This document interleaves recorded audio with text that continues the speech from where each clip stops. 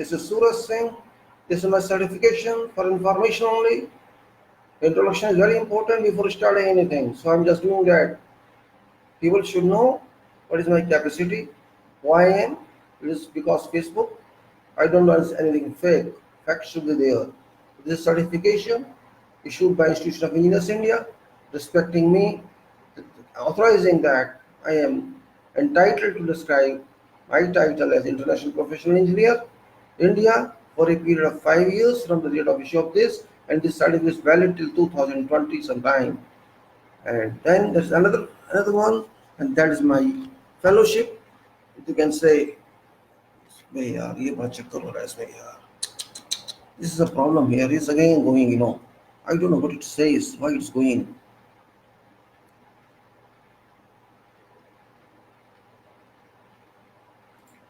So it's again, I'm saying that some problem with that. I don't know why. This is my identification as a corporate member of Institution of Engineers in capacity as fellow, FIE subscription. This is highest membership, corporate membership. There is associate member, then there is a member, and there is a fellow. These are corporate membership of Institution of Engineers India, which was established in 1920 and incorporated by Royal Charter in 1935 by Parliament, by British Parliament, or you can say by King of that time, King George. It's just for information it is. And let me continue now. Namaskar once again, introduction. I've known you, very best for that. And the question today is skill development, which yesterday I gave you one video. I just give one. Now I'm going to give another one, which is very significant from point of view of understanding. Is skill development is very important this age, when people are, of course, people are qualified, they're educated, they have good degrees and diplomas, and they have post graduations, etc. Everything they have, but still there's a lacuna around them. Before that, I have just details of some house which was constructed directly under my supervision, under my design, under my concept. It was long back. It was in 1908 to 1910, 2008 to 2010. Just a glimpse of that first I'm showing to you, so that you understand what I want to say is before doing something else. Yes. Good morning. This is a file indicating structure of a building, because I could not upload this on some sources. I'm just giving you a photograph of this through this video. There's a file here, and go through other one. You'll find another glimpse of this. It's another photograph which is shown in this video. And go to other one, and there is a building from three sides, two sides, elevations are there. There's two-story plus a basement here in this. It was constructed in 2009 and 10. Ordinary structure or CC structure with brick walls. We go to somewhere else.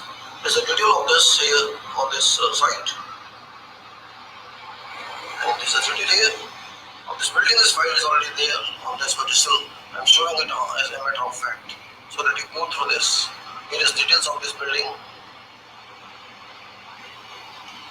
These files for purpose of information. You can see there's a foundation here as well, which is a beam foundation, a structural frame foundation. This was constructed throughout the building. All columns are connected. And these are details of this. These are details of various members of this building. And if you go further, you find that these are details here. These are elevations.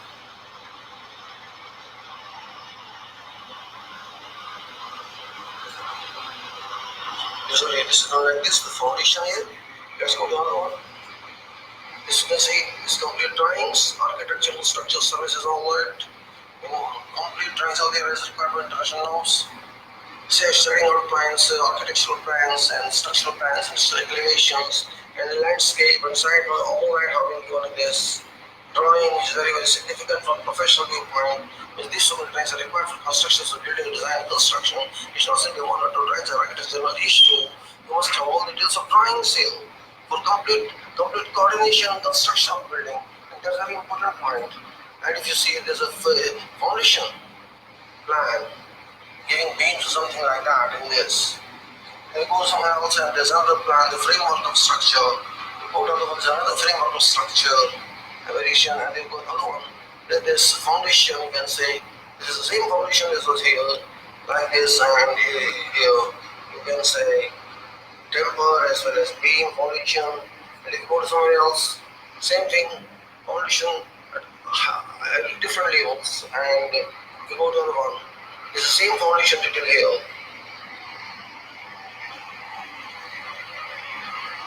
And you go to other one, then you'll find same details here separately. Remove it. And let's go to someone else. There's a lithosphere model here. There's a lithosphere model, which is Excel file. This means about Earth, etc. for purpose information, and go to some other presentation is there. It's a presentation here, and this will give it all like this. See, this is here.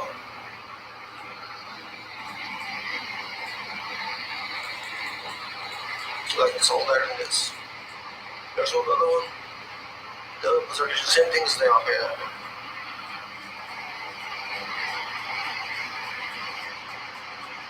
They got the one. This is regarding something, seminar details I just sent it to Nietzsche. Ludhiana long back, does various files of some books saying how this earthquake management is done and taken care of all temples, etc. shown like this. Let's go to someone else and see. This was a certain details of resource which I used in this resource management, which is a long back, This for information, this means it's like it is. Complete information is given on that.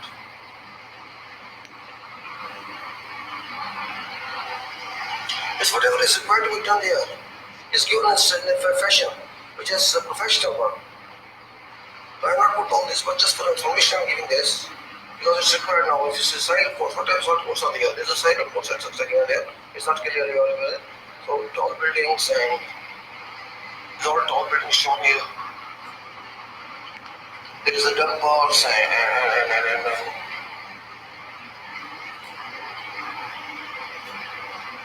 so what I want to say that we are giving you something for information in this case that this issue is related to skill development, and engineers must develop the skills for purpose of using their skill on sites, on designs as well as on construction. Engineers as well as senior engineers, almost no senior engineers must be having adequate skill. Yes, there is no way to stop further development for the improvement of a skill, and this is that significant value that I'm just putting on this in this case. And if you guys go further on this, we'll find that there are various things that can be considered from this. You can say, let us say, there are so many things in this. I have put certain files here, role of site engineers and risk management. For example, role of site engineer is there, the file is there, so I'm just explaining here. This I have taken role of site engineer, which should be there for purpose of working. What engineer should do, what he should not do, what site should check, what should not check, all this given here in this file, which is very significant from working point of view, from understanding point of view, review point of view, study point of view, awareness point of view, and so many points are required to site to be executed, prosecuted on site is very important, not only from design viewpoint but also from planning viewpoint as well as from execution viewpoint, because every engineer should understand on site, every foreman should understand on site, every tradesman should understand. It's the duty of engineers and foremen to communicate to their lowest cadre what should be done on site, what should be done on site. All foremen must know this, all general foremen. The foremen and tradesmen must know about their activities, what they should do. It's very important for the viewpoint. If they know it inside, work will be easy, your life will be easy, otherwise it's difficult to check each and every item every time, every mistake every time. Committed should be rectified, and it's nonsense actually. One should know this will be complete management, complete professional procedures. Adopted on site is very important from this point. So that's the only reason this file is important and explanation shall be given on. But just for information, I'm just telling you what has been put on this skill development video too, and that's very important from whatever point of view you can say. From one point of view, from other point of view, your life should move on in every way. It's not simply one thing or other thing. Now, we'll say, let's go to other one. This is here. Like I tried to put something here. Now, this is very important. I see that This detail again I'm just putting in because this is very important. This is very important detail. All files are there. You see, these are so many drawings are required. So many drawings are required here. Work out and issue those sign approvals. It's not only for building permit. It's also for planning. It's also for execution. It's also for quantification. It's also for landscape. Everything is there. And is very important from this viewpoint. So I'm just closing this down for purpose of further. This is only for information. All these details can be used. It's up to you. It's up to managers, up to engineers and architects. How much will they can deliver to their clients. I mean, these drawings are available. It's difficult to construct a building. So these elevations are there. These various architectural structural services plans are there, which are very important from each and every point of view. Which is done, and thank you very much for this information. Thank you. I'm just closing this because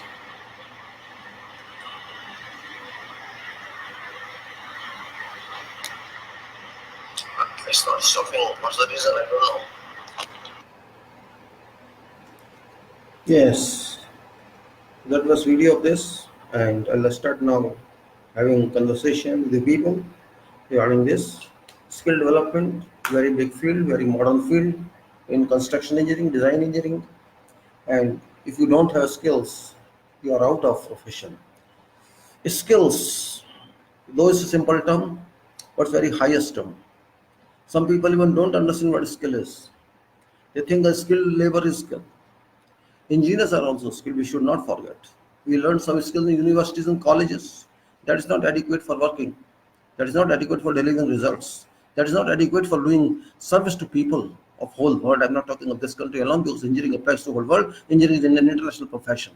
It's not simply confined to our country. Our country requires engineering, but it's not simply that we are Indian engineers. No, we are not only Indian. We are engineers, means engineer of world, engineer of universe. We have to build from soil, we have to build from raw material, we have to build from rock, we have to build from water, we have to build from sand, we have to build from aggregate, we have to build from limestone, and we have to build from each and every, you can say, raw material where people don't want to touch it or sit it. This is the dust, but we produce from same dust the gold, and that is building, that is road, that is railways, that is all the structures in which we stay. Just imagine if there are no engineers, and particularly civil engineers do not exist, what shall exist? Just imagine this. Can you imagine that? It is Adi time, Adi man of time, you can say, hey, those days when there was nothing, just forests and deserts. If engineers are removed from universe, from whole world, what shall be there? We can say there should be nothing except sky and earth, and that's it. Stay in sun or sleep below trees if trees are there. Drink natural water, don't have anything. Walk, and walk, no cycles, no buildings, nothing. First, we have to understand our value. All basic engineers, I'm not talking of all engineers, I'm talking of all basic engineers. And basic engineers mean civil engineer, electrical engineer, mechanical engineer. These are three basic engineering disciplines. Because there are so many engineering disciplines, 15 to 20 maybe now. Software engineering, hardware engineering, agricultural engineering, aeronautics engineering, aerospace engineering, there are so many. But just like CAT, CAT and RIT, RAT, similarly electromechanical, electrical, mechanical and civil, and of course architectural engineering. You may say, because architectural itself is not an engineering, it's just an art. But you may say architectural engineering is a combination of civil engineering itself, and civil engineering is architecture. And if you just see, engineering itself is a bird. Bird is the engineer.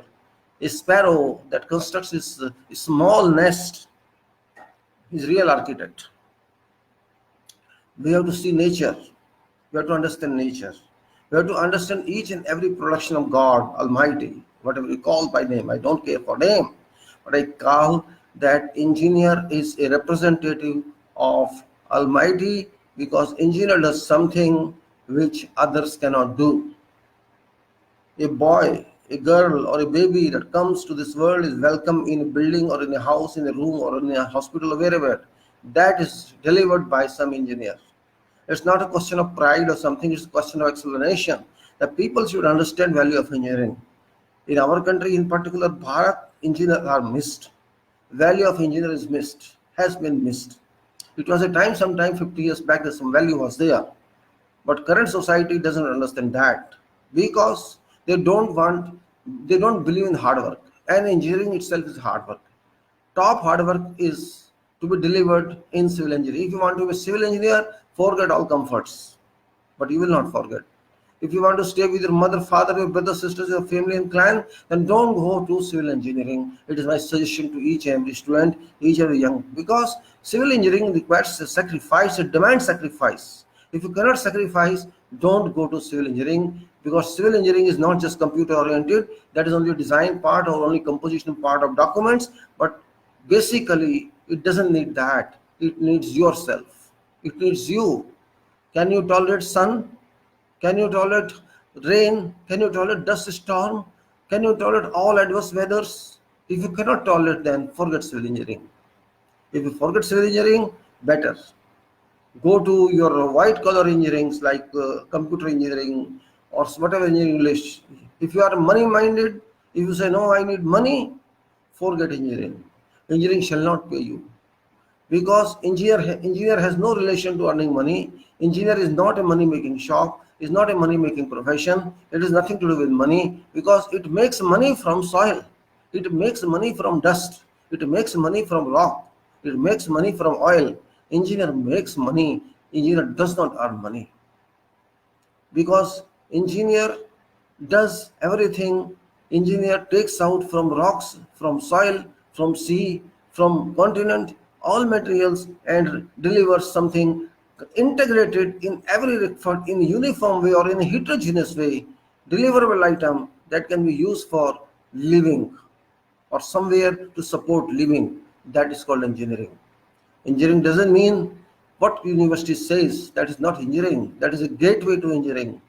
Every university, every degree, BE, ME, MTech, PhD, or these certifications are not engineering. These certifications are only telling someone, this guy, this person has some knowledge, that this person can work in profession of engineering. That is it, nothing else.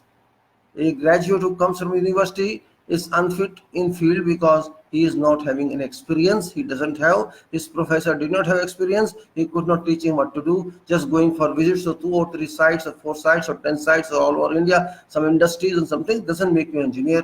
Your experience shall make you engineer. This is very important.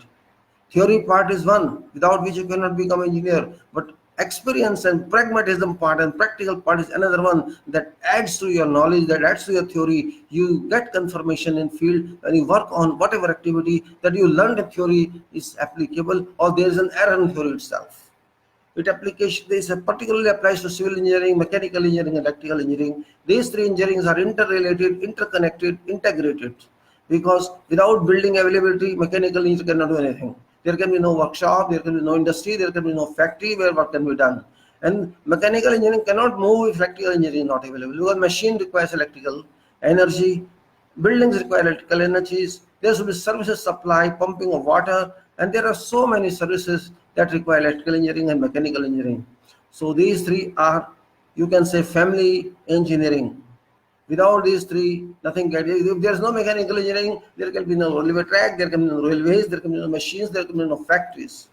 Similarly, if there is no electrical services available, nothing can move. There can be no service available to buildings. So these are three interrelated, and one should be clear about that.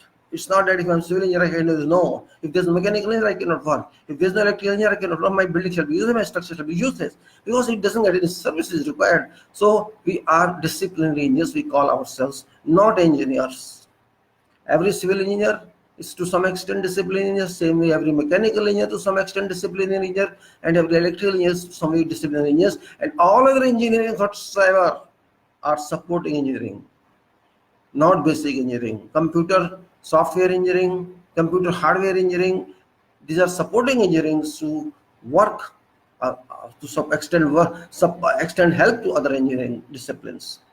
Civil engineering is basic in the sense that it works from a scratch. It works from a bare ground where rubbish is available or garbage is available, to a finished turnkey project where people start working and living and using that building.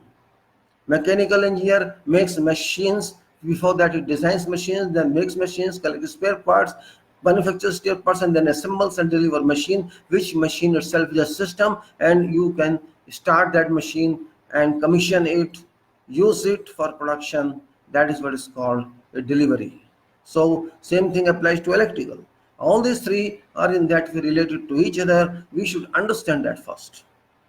Don't just jump on a decision, this is better, this is this. Without these three, nothing can move, and that is important. And that is what skill development is required for. What skill we want? We want to develop our skills so that we can advance in our engineering field. We can advance in our engineering field in a way that we use optimized material. We don't say we can waste material. If I get material, bring this material to me. No, how much is required, how much concrete is required, how much steel is required, how much whatever is required, just get it done. No, it's not like that. You cannot spend money blindly, you cannot waste material blindly, you cannot use material blindly, you cannot use whatever is available to your choice. There is a method, there is an understanding, there is a system. That system must be worked upon. If you don't work upon a system, you yourself lost yourself. Engineer itself is a system, mind of engineer is a system, hands of engineer is a system. Without using your minds, your hands, your experience, you cannot do correct work.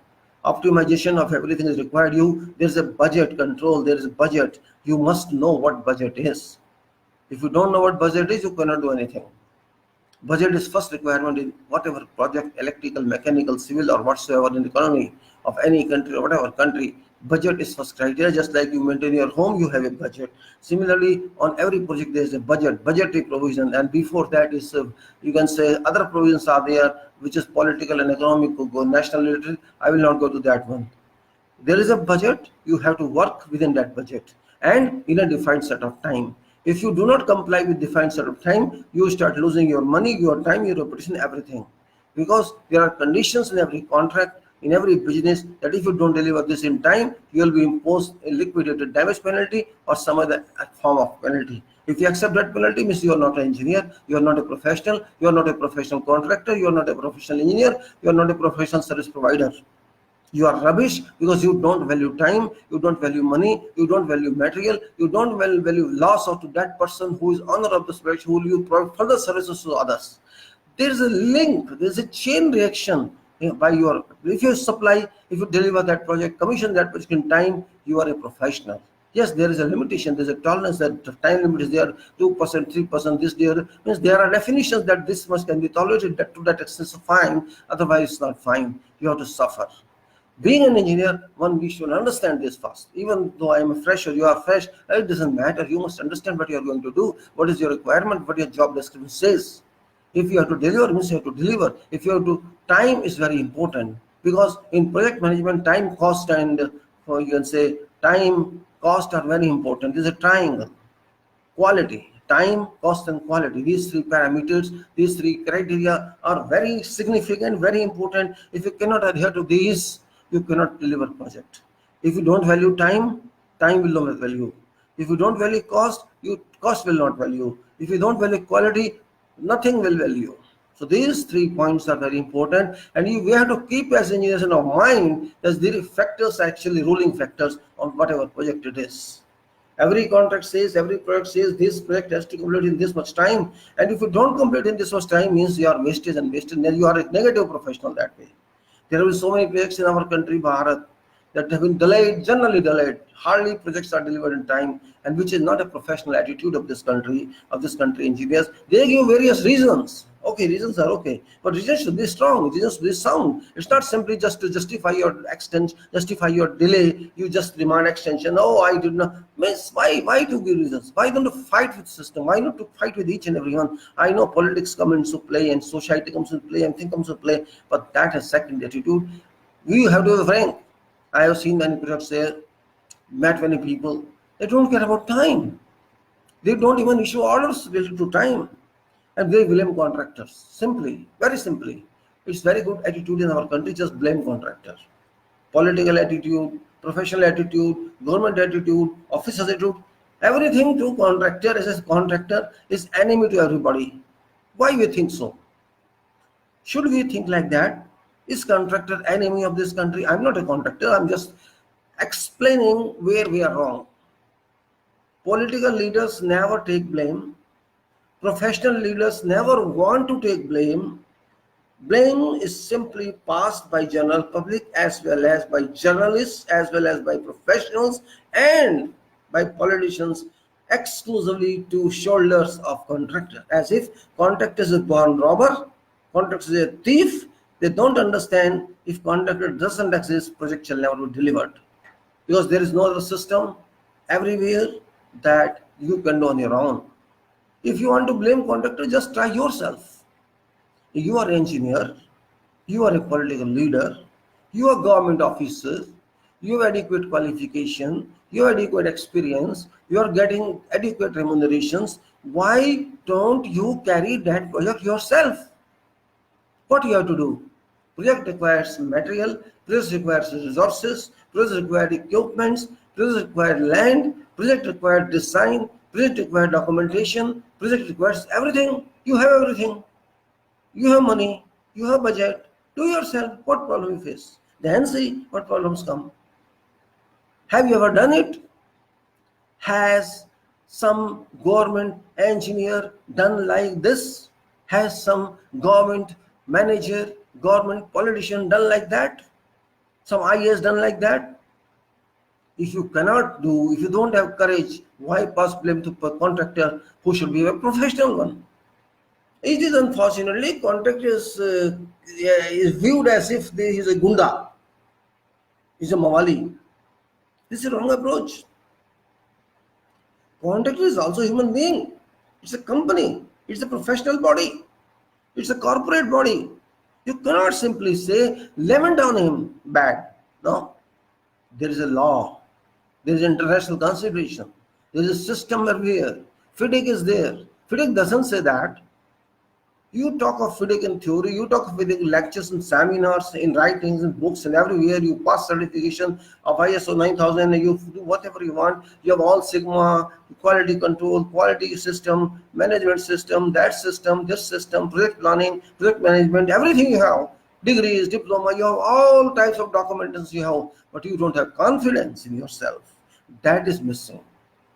Confidence building is very important, too significant from viewpoint of professional success. And professional success doesn't come in a day or in an hour. It takes whole life to be a professional. It's not simply passing a degree or post-graduation or doctorate and saying that I am professional. Is there any certification that claims, that contends that you are an engineer? Does your Bachelor of Engineering state that this certificate person, this person has been designated engineer? It never says that. Even ME certificate doesn't say that. PhD certificate doesn't say that. No certificate says that this person is an engineer. This just simply says this is a Bachelor of Engineering or Bachelor of Science in Engineering or Masters in Engineering or this is Doctorate Engineering. It's like that. Even professors are not engineers because they don't have field experience. Lecturers are not engineers. They don't have field experience. They just teach every year same thing by making notes and delivering notes to students and explaining them all those 20 years back and 10 years back theories and everything. Okay, theory is fine, but what about practical experience? What is project experience? They just take students there to some sites, to some projects all over India and just tell them this and that, while they themselves are unaware of that. Even from institutions, IITs, you can say this same thing applies. Those professors are only theoretical, they don't have any practical aspect at all. I'm not criticizing them, it's a fact. Until there are people, until there are professors who are result oriented, who are practicing oriented, who are professionals, until they incorporate themselves with IITs, with institutions, with universities, profession of engineering cannot be interlinked to industry and to academic sessions. All India Council of Technical Education has no professors on it. National Board of Accreditation of Engineering has got no professionals on this. Ministry doesn't have any professional engineers with them. There's no professional of engineering ministry in this country. They don't want this. There is only industry related ministries, and there are commercial related industries, and there are some other related. We say engineering is related to them. Engineering is not related to them. Engineering is engineering. It is industry, it is construction, it's real estate, it's roadworks, it's railway work, it's public health, it's environment. So many are there involved. How can you say it's engineering? Engineering itself, engineering makes a nation, engineering makes whole world, engineering something which is a maker of universe. Without engineering, nothing is possible. It's a fact. Every country requires that. All developed countries became developed not because of those politicians because of engineers. You can take examples of many countries. Go to Germany and see technocrats for the day. You go to America who are working there, technocrats are working there. You go to any advanced countries, any modern country, which you'll find only engineers are ruling. When I was in Libya, people were surprised. Administrator was there from India. Said, "Oh, I'm administrator. I'm higher than engineer." Somebody told him, "No, you're only administrator. And if engineer is inviting you to lunch, it is your luck that you go. But here, what happens? Nothing. IAS says I am everything. Political leaders say I am everything, while they know nothing." Those people who are not competent enough are ruling profession of engineering, and unfortunately, in our country, engineering has not been defined yet. I'm talking of this country, Bharat. Engineering has not been defined yet. People don't know what engineering is. For them, engineering is government service. If you are assistant engineer, if you are executive engineer, superintendent engineer, if you are chief engineer, or work in a department somewhere else, you are an engineer. And if you are working in some space-related department, or in some, you can say, where satellites are sent from the science department, you are scientists. This is you can say layman definition. Engineer is engineer, just like doctor is a doctor, just like advocate is advocate. Engineer means a person who is qualified engineering and experience and must be registered somewhere. Institution of Engineers India does that, but that is chartered one, and that is based voluntarily. This is not mandatory by law. Law doesn't mandate you should be chartered engineer to work as an engineer, but it is better if you are chartered designation, because this indicates competency, and this is like an international designation. Chartered engineer, India it is written. But this is not mandatory by law, so you must have this. That's unfortunate, because charter doesn't mandate that you must be a chartered engineer to work in engineering. Therefore, every person who is a mason, who is a carpenter, who is a builder, who is a, you can say, everyone who knows everything in engineering and knows nothing, that person is an engineer. A mason can make a building, a carpenter can make a building without any designs. He can do everything in the world. He can use 25 mm dia steel in place of where 16 mm will do. He can use 16 mm dia where 10 mm will do, and he is engineer. And people believe them. Architects are engineers. They themselves call structural engineers. They don't know anything about engineering, structural engineering. They call themselves engineers. Every graduate is an engineer because he comes from passing a BE and he says, "I'm a structural engineer." Just the day after getting certificate, he becomes consultant and structural engineer. And then doctors of engineering, and they don't ask about them. They are masters of everything. They are born to write books. They are born to teach, and that's it. No one cares about practical engineering. No one cares in this country, unfortunately. I am saying unfortunately because I have worked where people were respected, where professionals were respected, work was respected. This happens here. One time is long back in 1981, I was in Iraq, in Baghdad, in one company, just joined. I had some colleague there from Maharashtra. He was superintendent engineer in government there, state government, PWD. He was asked, he was given an assignment, go to site and start this building. This was just a plot. It's an army project. This man started sending slips to drivers and to those, yes, do this and do this, do this. Nothing is started, nothing more. It is long back yet. And this man was asked, what you are doing? Why were the project started? He came to me and discussed with me. He said, I was superintendent engineer in CPWD, Maharashtra. I'm still there. So if you're building this, you're a very experienced person, you should start this. No, I'm not used to that type of work, he said. He just discussed with me from a friendly basis. I told him, if you cannot start excavation, you cannot start site layout, you cannot ask the operator of machine to start working here, you cannot get approval from clients, then you are not engineer according to international standards. So I cannot do all this, I'm not used to that. Better I have resign and go. And ultimately he resigned and left. This happens. I was once in Madras interviewing some people, engineering people, personnel for some company in Abu Dhabi. I was just invited because they got me an impression. I am experienced one. I just one a superintendent engineer again came from Tamil Nadu body, and I just raised one first question to him. He said, "I am superintendent engineer working here." I just asked him, "Please tell me what is concrete." What? Define, explain what is concrete. He was shocked. He was looking at my face as if I have asked, what question I have asked? Concrete is concrete. He could not answer, believe me. Now, what do you expect such people to be professionals? A superintendent engineer in government service of state PWD, he cannot explain to you what concrete is. You expect this country move like that? Superintendent engineer is very high position in government. It is lower than chief engineer. We have to be assistant engineer first, junior engineer first, assistant engineer, then executive engineer, and then superintendent engineer. You control many executive engineers below you, and then many AEs below you, and you don't know what concrete is. And that person, superintendent engineer in Iraq, he didn't know how to start building excavation. And you are saying we are building this country. If a superintendent engineer cannot do it, how you expect junior engineer, assistant engineer do all that? Is it not a dangerous situation in profession? And still it is existing the same way. I'm talking of long back. But now it's more dangerous. Our engineers coming out of universities having BE, they think they are structural engineers. They don't want to do below that. They have no potential to learn anything. I am a structural consultant. In 1 year, in 6 months, I met some person 26 years age in one department, one private sector. He is consultant. My dear, when you passed engineering, you might be 21 years or 22 years. And in 2-3 years, you have become consultant. You have that much experience in field that you can solve any problem. They don't understand meaning of consultancy actually. What is consultancy? They don't know what consultancy is. They simply say, if I can design, I can drawing, I can deliver someone, this is consultancy. I can talk, it is consultancy. This is not consultancy. Consultancy that you should be master of field. Are you master of field? Can you solve every problem in field? Can you understand every document? Can you coordinate? Can you write everything? Can you communicate everything? If you cannot do all that, you are not consultant. You are simply a raw engineer, a young engineer, a fresh engineer, just to learn. Consultant has to teach others. Consultant has to find mistakes. Consultant has to correct mistakes. If you cannot do that, you are not a consultant. You are a self-motivated person who just want to become a brilliant by showing, by demonstration that I am a qualified, high-profile person.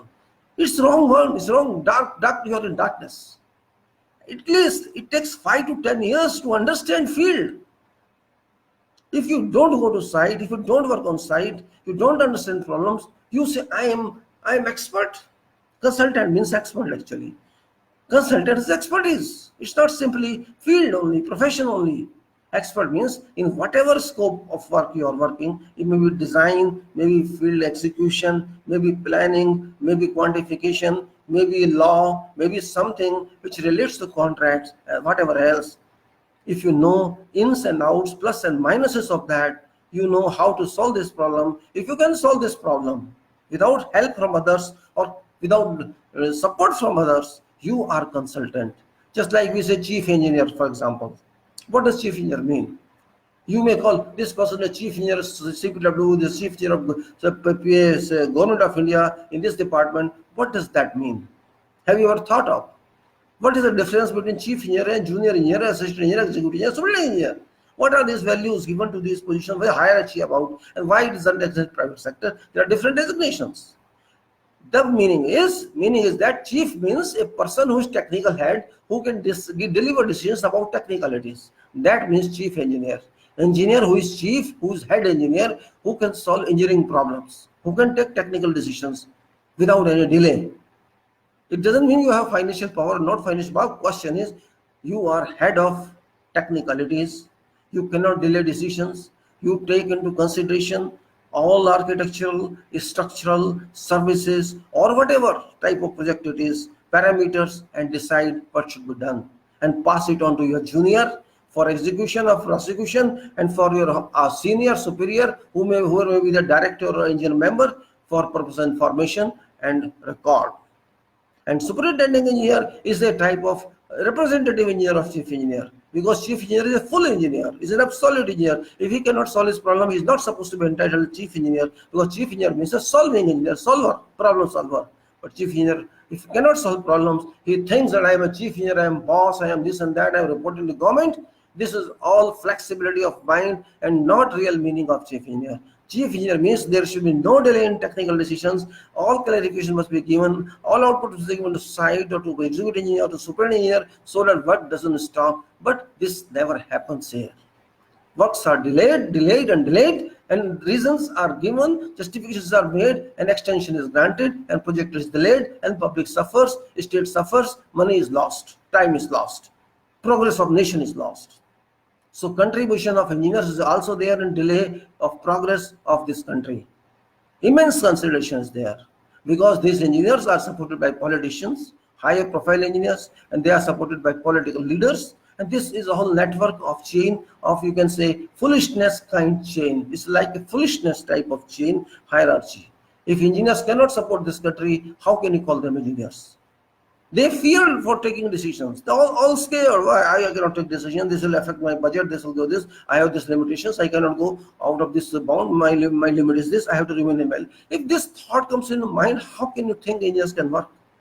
Can you call those people engineers who think like that? If you cannot decide on your own and take risk, you are not engineers. And if there is some problem, they pass bucks on to juniors. If some bridge collapses, some building collapses, a inquiry commission is set up and inquiry comes in. Who is kicked out? Assistant engineer and junior engineer are kicked out. Did they design? Who designed that? You designed that. You are responsible for design and you are responsible for supervision and superintendence. You are chief engineer, superintendent engineer. Chief engineer is head well, superintendent engineer, representative of yours. And all others are just engineer, executive is doing his job. The assistant engineer is carrying out job. How they are responsible? Yes, they are responsible. If they don't comply with specifications, they will comply with designs. But they are complying, and design failure there means your failure. You don't take responsibility. And if responsibility is there, the report comes after 6 months. Who bothers that time? Nobody bothers. Therefore, skill development does not exist only at lowest level. It should ascend. It should rise to landing of staircase and then to floor and then to other floors. Means even chief engineer is responsible. He has to learn skill development. Engineer member or director or board must learn. Political leaders must learn, and at end public must know at least what engineering is all about. Not here, everywhere. What people think, oh, engineering, nothing, civil engineering, nothing, just some excavation, some foundation, some columns, beams, concrete, and that's it, engineering is over. This is common thought everywhere. In Gulf, even people think like that, Sheikhs think like that, English people think like this, those who don't know about what engineering is. It is not civil engineering, even mechanical engineering, about mechanical engineering, same criteria, same thought applies, and for, yes, electrical is other because it's a current shock. So they are a little keep off. But for civil construction, or road, it's nothing, just pour concrete. Some JVC works there and put concrete, and same thing on bridge, they bring some precast members and on site. No, for them it's nothing. For them it's nothing. They don't know what happens behind sight. Just like in a film, what happens behind cinema, what is shown on the screen and what happens behind. They don't understand how many disciplines, how many subjects are in engineering, how much work is done before starting a project. People don't understand, they don't know because they are not informed. Maybe they want to know, but who informs them? They cannot access to site because site is periphery, site is fenced, every site is fenced from safety point of view, that's okay. So they keep off public, doctor doesn't keep off public, advocate doesn't keep off public, judge doesn't keep off public, political leader doesn't keep off public, only engineer keeps off public. If you keep off public, how shall public know? But keeping off is also a must from safety point of view. But there must be education, common education, informative education through media, what engineering is all about. They do not know what is budgetary provision, they do not know what is development, they do not know what is conception, what is planning, what is feasibility study, what are these surveys, and what about preliminary plans, what about schematic plans, what about executive plans, what about plans for construction, structural details, services details, all these they don't know. I just prepared these all drawings for a small building and people are surprised, what is this, why are you picking also drawings, just 2 drawings enough, just the architect, just give lines, will construct it.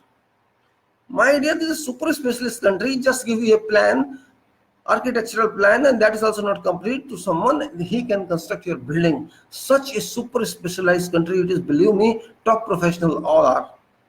They don't know what is soil, they don't know what is foundation, they don't know anything, they can construct a building. They don't know, oh, I have run many buildings and all are standing safe, there's no problem at all, and if something falls, it's natural calamity, what's the problem? If it fails during earthquake or during flood, it's natural. What I do? How could I control flood? How could I control earthquake? Answer is that. Engineers do not take interest because engineers are not paid properly. If somebody comes to you and you are not paid, why shall you work for that person? You shall not work. You have also to eat, you have to also maintain. As a doctor charges fees, advocate charges fees, architect charges fees, everybody charges fees. Only fees for engineer is paint. They have pain for this. They don't have to pay you. I have seen many sites where I was a small building, 25 diasteels are there lying on what for you are doing 25 diasteels? For what? No answer. Oh, it's very strong. I'm using 12 mm slabs, very strong. Lenter, they call it slab, lenter. No calculation, no need, just do whatever you want.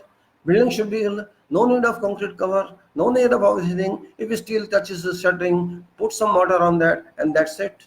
Nobody bothers. This means we are blank people. We are empty-handed. We have no minds, we have no wealth of knowledge. We don't have anything. College gives certificates, university gives certificates, we pack it on wall and fix it, laminate it, and that's it. After that, we enjoy life. There's no continuity of study. There's no continuous professional development, which is a new term in the whole world. Continuous professional development is very important. That's called CPD, continuous professional development. Whatever you have studied, every profession requires that you have to continue in touch with that update.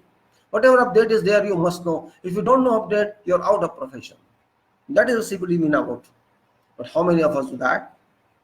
How many are just serious about that? We are a serious country or an unserious country? We are not serious country. We are not. We don't care about that. If our projects are delayed, all projects are delayed, then where we are serious? Our projects are, you can say, shelved. We don't care. Time is lost. We don't care. Quality is lost. We don't care. Efficiency is lost. We don't care. We don't care anything. For anything, we don't care. Why should we care? We are a rich country, very big country, millions and crores of people. We are very, very rich. We can accept, we can afford all losses. Well, I'm not just taking your time just to criticize. These are facts you all know about, and you should be aware about. Engineer is a community which makes a nation. This is a basic principle. No engineers means no development. So if you are responsible for development, you are responsible for your responsibility also. You are responsible for liability also. When you can be put into jail, you have to be careful. If building collapses, you will be in jail. They will not ask you anything. They simply, your design, come on my friend, I put you behind bars. Then you will understand what engineer is. Before that, you cannot understand. Engineering is a dangerous field, and in particular civil engineering, construction engineering, because slab can collapse during construction. Slab can collapse after construction. During lifetime of his building, it can collapse. During service, it can collapse. It can catch fire. It can collapse. Earthquake can downfall this. Uncle shake it very badly. Thunderstorm can damage this. There are possibilities from not one aspect, from many aspects that building stands in danger, and that danger you have to arrest. Engineer means arrest that danger. If you cannot arrest, you are not engineer, and this requires hard work. Don't say smart work, I say hard work. Because if you do hard work shall go to smart work. If you don't do hard work, there is no smart work. Therefore, you have to think many times for whatever work you do. Don't depend upon others, what they want. They say thumb rules, please use thumb rules. Never accept thumb rules. I have many incidents as such, and I used to fight with many of my colleague architects. When they are trapped, they call engineers. There are many cases with me. I used to work for someone just on friendly basis, and he never called me for meeting with client or for something. When he was trapped in the structure, he used to come to me, this is a problem, come. A man came long back. There was one colleague, he came to me in Delhi. Oh, my dear, I have some problem on site. I had started excavation, but my contractor, I'm not understanding how to extend this building. There was an existing building. They want to extend that building by making another, adjacent to that, just butting that building, one more, you can say, small building. It's a temple. I don't know what to do. I visited with him. He said, no, give me details in just 2-3 hours. This man is working and he cannot stop. I asked him, if he cannot stop, I'm going. Thank you. I don't want to design. You do your whatever you do. No. Give me time. You cannot expect me to give you details in 1 hour. In those days, if I don't, so you can say no computer sector. Even if there were computers, I would not give advice. I would think and work. It's the extension of a building, existing building. You have to think of foundation. How can you just extend blindly? You have to Not there's no gap between no gap between two buildings, no space. How can you extend that? Are you foolish? You don't know what is theory, what is requirement. How to spread loading uniformly in new building? How can I do that? I told him I will decide combined footing for this. If you wait for that, fine. Otherwise, you'll be yourself. But one letter collapse later. I don't care for that. Then he gave me 3-4 days time. He stopped work. I designed for him rectangular footing, rectangular combined footing, and I with a condition that you have to do accordingly what I'm doing. I give him. He did accordingly later on. Means this type of will come like that. Just give me thumb rules. I told you 2-3 hours to do designs. Can you design in 2-3 hours? Are you a pan seller or a tea seller? What you are? What do you think engineer is? This happens to me with many cases. It happens. People don't bother about soil. They don't bother soil test. They don't bother about foundation settlement. They don't bother about compaction. They don't bother about consolidation. They don't bother about foundation requirement. They don't bother about anything. Just they want to construct, start JVC and excavation. This is the state of civil engineering in this country. Nobody bothers. No engineer side, no architect side, no supervisor side of buildings are going on constructing. I have seen some buildings nobody is using concreting. Alas, no need. This is happening and we are accepting, we are watching, we cannot do anything against them. And people believe them. Client believes a contractor, a mason, a carpenter, and avoids believing a person like me or you. Because you talk logic, they don't want logic. What they think, if your engineer device is short, building will cost more. This is a conception developed by these people. Don't talk to engineer, he will raise your budget. If you talk to an engineer, he will raise your budget. This is conception. And if that person does it, he will save your money. This is happening. So skill development is a very important, significant part of construction engineering or engineering in every discipline, mechanical, electrical, which shall improve performance of results in future. Though skill development is not today, it has been for decades, but there has not been any fast movement, rapid movement. Institutions like Engineers II used to conduct seminars, but you know what seminars are. I'm fed up with these seminars because you are allowed only 10 to 15 minutes maximum to deliver your talk, to deliver paper, and in 10-15 minutes, I don't know what can you deliver them. It's just a, you can say, formality, a photo session. They will give time out of 4 hours of seminar, 2-3 hours to those people who are guests, who are given prizes, and to those who talk on papers, they are not given that much time. It is really very, very shameful that institutions even manage like that. But you cannot control everything. We can control at our own levels, just like I'm talking to you. You can talk to others. If you're an engineer, you're welcome. You must have knowledge, and if you are young engineer, you build your knowledge. You are budding engineer, you develop yourself. If you are senior engineer, you can teach others. If you are veteran engineers, you are most welcome to write books, to write on this. Means this is the only way. Unfortunately, we have platforms now like Facebook or like other websites, which you can use for dissemination of our knowledge. And that is what I'm trying to capture. I'm trying to use that because we didn't have all these facilities when I was young, but now it is. So those people are lucky who are now young engineers and budding engineers. They have facilities for interaction on their side, but they should understand they are not engineers. They should talk like engineers, not like laymen.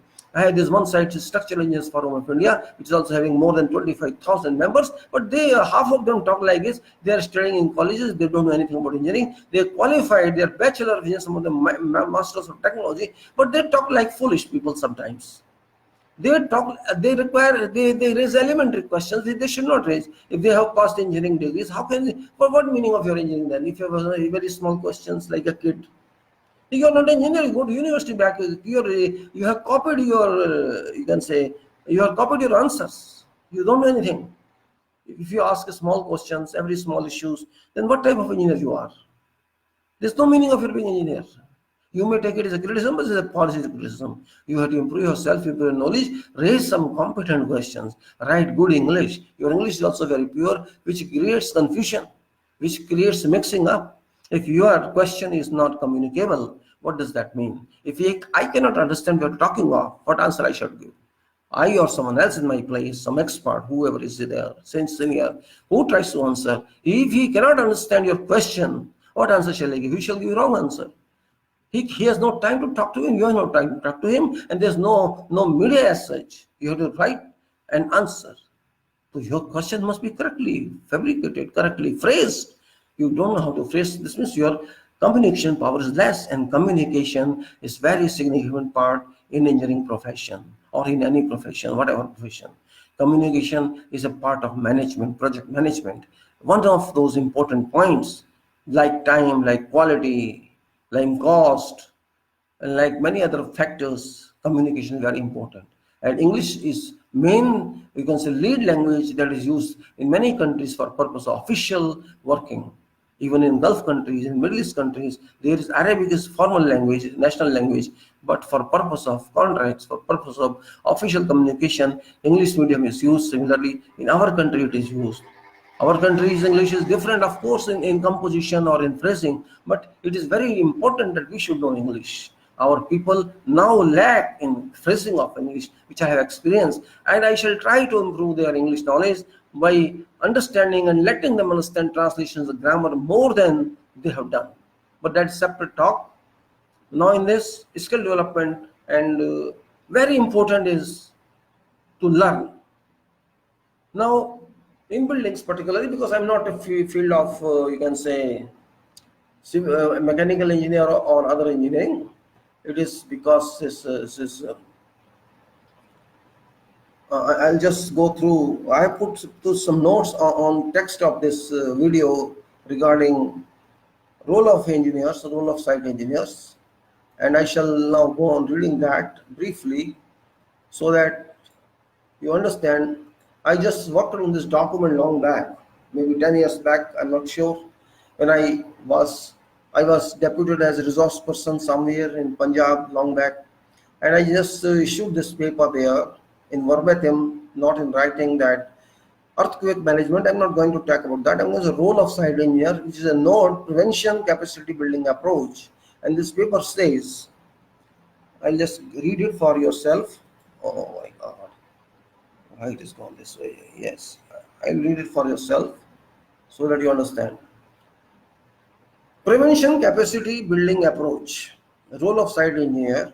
Prior to deliberating role of a site engineer on any job, let us understand what definition of a site engineer is. Definition of site engineer is. Do you know that? It's in a nutshell. First of all, let us say what site engineering is. Site engineering indicates a chain of various engineering works, descriptions belonging to all disciplines, starting from tender stage to handover and maintenance stage of delivered building or structure or project. Supervision and why I'm saying supervision and those people who are busy, who are engaged as supervisors, what about them? Let us say on any supervision level, engineers are deployed in capacity of resident engineer to work on behalf of contractual engineer. Contractual engineer means an engineer is specified or defined within legal contract documents. Contractual engineer further delegates executive supervision power to resident engineer. Within governments, to my awareness, there are 5 categories of engineers, starting from chief engineer to junior engineer. Since chief engineer is originally responsible for all contractual decisions as head of department, project should come under authority of chief engineer as a contractual engineer. All further engineers should be described as resident engineers of various level designations. This is for supervisors. This means supervision or superintendents, whatever you call that. You can say those who represent owners or clients, and government is client and somewhere private persons are client. Both are clients to an extent. Supervision is concerned, superintendence is concerned. Now come on to construction side, construction end. It is project manager, project engineer, downwards to foreman, supervisor, and charge hand work in any construction contracting company. All these designations are factually responsible for achievement of project construction execution. An engineer who represents company on actual site and functionally reports to engineer's representative or resident engineer on site is designated as site agent or site in charge, depending upon contractual requirements. This engineer is designated as responsible site engineer for project. Virtually, resident engineer, resident engineer and site agent are considered equals on site organization from different parties. Resident engineer is responsible for all works of supervision carried out on project, as I said before, because resident engineer represents engineer. Site agent, representative of contractor, is responsible for all works of constructions carried out by contractor on project. All engineer supervision, all engineer supervising engineers, engineer supervising engineers means client side. Engineer supervising engineers report to resident engineers and work for contractual engineer. All site staff of contractor, including subcontractors, report to site agent. So these are brief reporting management definitions. Size and magnitude of project demands number of further site staff to meet requirements. Many site engineers to practically dedicatedly supervise all works may be employed on various sections of projects in many constituted terms under senior site engineers or construction managers. Various sections are organized under QA system on all projects. QA means quality assurance, now it's quality requirement. It doesn't matter, it's QA system, system of management. Safety, engineering, planning, contracts, construction, surveying, quality, materials, administration are various strong model typical sections established on generally every project site. All these sections have relevant detailed roles to act on projects. Roles are defined in project quality plans. Project quality plans. This means there is a document of quality. We have to discuss site execution engineer's role in this talk. All right. Broad activities on site. Now I'm just listing. Site takeover, site planning, site mobilization, site surveying, site start or kickoff, site construction, site quality, site supervision. Now site completion and maintenance. Earthquake management is involved in general with site engineering, site coordination.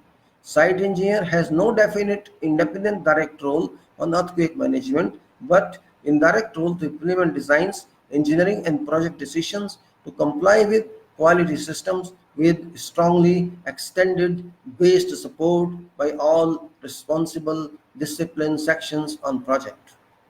Site quality plan and site safety plan must describe functionary as well as reporting roles of all responsible engineers on project. Since site agent, site representative is responsible in all respects for site, roles multiplies as follows. Role multiplies as follows. Design review. Design review is first involvement to make sure that design specification requirements have been included within design philosophy. Engineering section does it, performs it. Design review. Soil report. Soil report requires a thorough review through engineering section. It is to be made sure that all recommendations included by soil or geotechnical engineer have been covered within design report. In case of any pinpointed observation, it should be brought to notice of designer through agreed procedures. Means in case of some pinpointed observations, should be brought to notice of designer. Should also be specified on designs, on design drawings, specific value of soil parameters adopted on design. Certain parameters must be confirmed on site prior to laying foundations. In case localized soil does not allow adopted design parameters, design should be reconsidered. It is the responsibility of site engineer to conduct this test in all major areas of site. Site quality engineer has to involve for quality accuracy of test. Any variation from soil report should immediately be reported to soil laboratory and designer. Resident engineer has to make sure the testing system is complied within line to standard procedures or codes. All relevant engineers must sign inspection and testing plans, ITPs for such activity. Testing of all materials. According to specification, requirements must be conducted to ensure demanded quality adhering materials. Particularly reinforcing bars is an important item for purpose of procurement rightly. Concrete trial mix should also be carried out so that right quality required mix is produced to meet design requirement. Then piling should be done fully in compliance to specific design and test load requirement. Load tests as well as integrity tests must be rightly satisfactorily conducted. Connections between piles cut-off level and piles cap should be rightly satisfactorily made. Test piles activity must be considered much in advance. Site engineer. Site engineer thorough engineering must make sure Site engineer through engineering must make sure that all drawings contain right tactile detailing of enforcement. In case of any detail missing, should raise immediately query for confirmation. Arrangements must be indicated on typical standard drawings by designer. It's very significant for proposed materials to resist earthquake forces, which included materials should conform to standards without any adjustments. No compromise should be made in quality of these materials. Generally, it is RCC that is often included on various buildings, and it is certainly considered for designs. It is centrally and certainly considered for designs. It is significant to produce concrete works with good quality, and no batch of concrete should be allowed to be poured unsupervised. Site engineer must ensure that whatever precautions are required to be taken on site should have been explained to all responsible skilled craftsmen, artisans, as well as foremen, supervisors, and charge hands. All requirements should be included on relevant method statements clearly. All detailed method statements should be approved ahead of every activity. These are just the smaller points I made. I'll just go to details also in this, and which is very significant. Yes. All quality controls must be conducted during concrete pour. These may include slump test, air voids volume, concrete temperature, concrete mixing to concrete finishing time, etc. Concrete finishing time.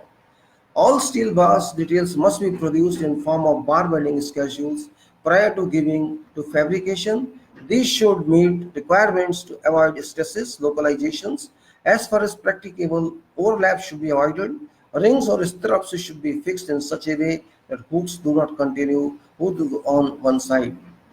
It should be remembered that reinforcing bars during earthquake action time change behavior drastically.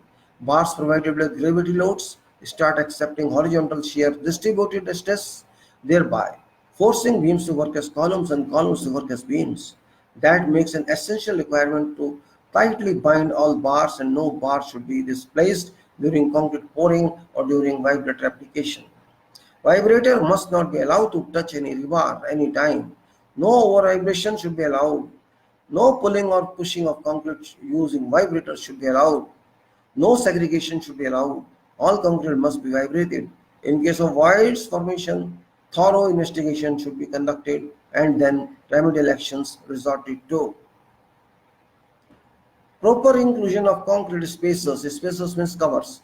Proper inclusions of concrete spacers, also called concrete covers, should be made at right locations so that rebars or reinforcing bars keep intact during pouring activity. It has generally been noticed that this item is neglected by site engineers as well as by other persons. Cover is too serious an issue to be considered. Precast covers, well cured, can be used.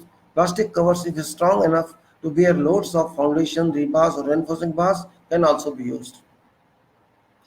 Formwork should be erected based on correct and safe designs of preparatory works. Safety is of utmost importance. Safety first criteria should be fully considered and implemented well in advance to usual quality control tests such as slump or cube, compressive strength. Additional tests should be considered for cores drilled or taken out from various locations to make sure that site conditions match laboratory conditions for cube testing purpose. Once again, I did this very significant. In addition to usual quality control tests such as slump or cubes, compressor resistance, additional tests should be considered for cores drilled or taken out from various locations to make sure that site conditions match laboratory conditions for cube testing purposes. Curing is responsible for life of concrete and therefore must be given due care and control under direct command of a responsible staff.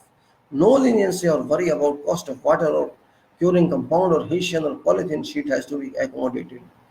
Any defects observed after striking and removing forms should be reported to site engineer and thorough and through whom resident engineer for remedial actions and proposals if there is some defect seen or observed. No horizontal plans of weaknesses should be preferred. As far as practicable, concrete pouring should be planned for monolithic concrete actions.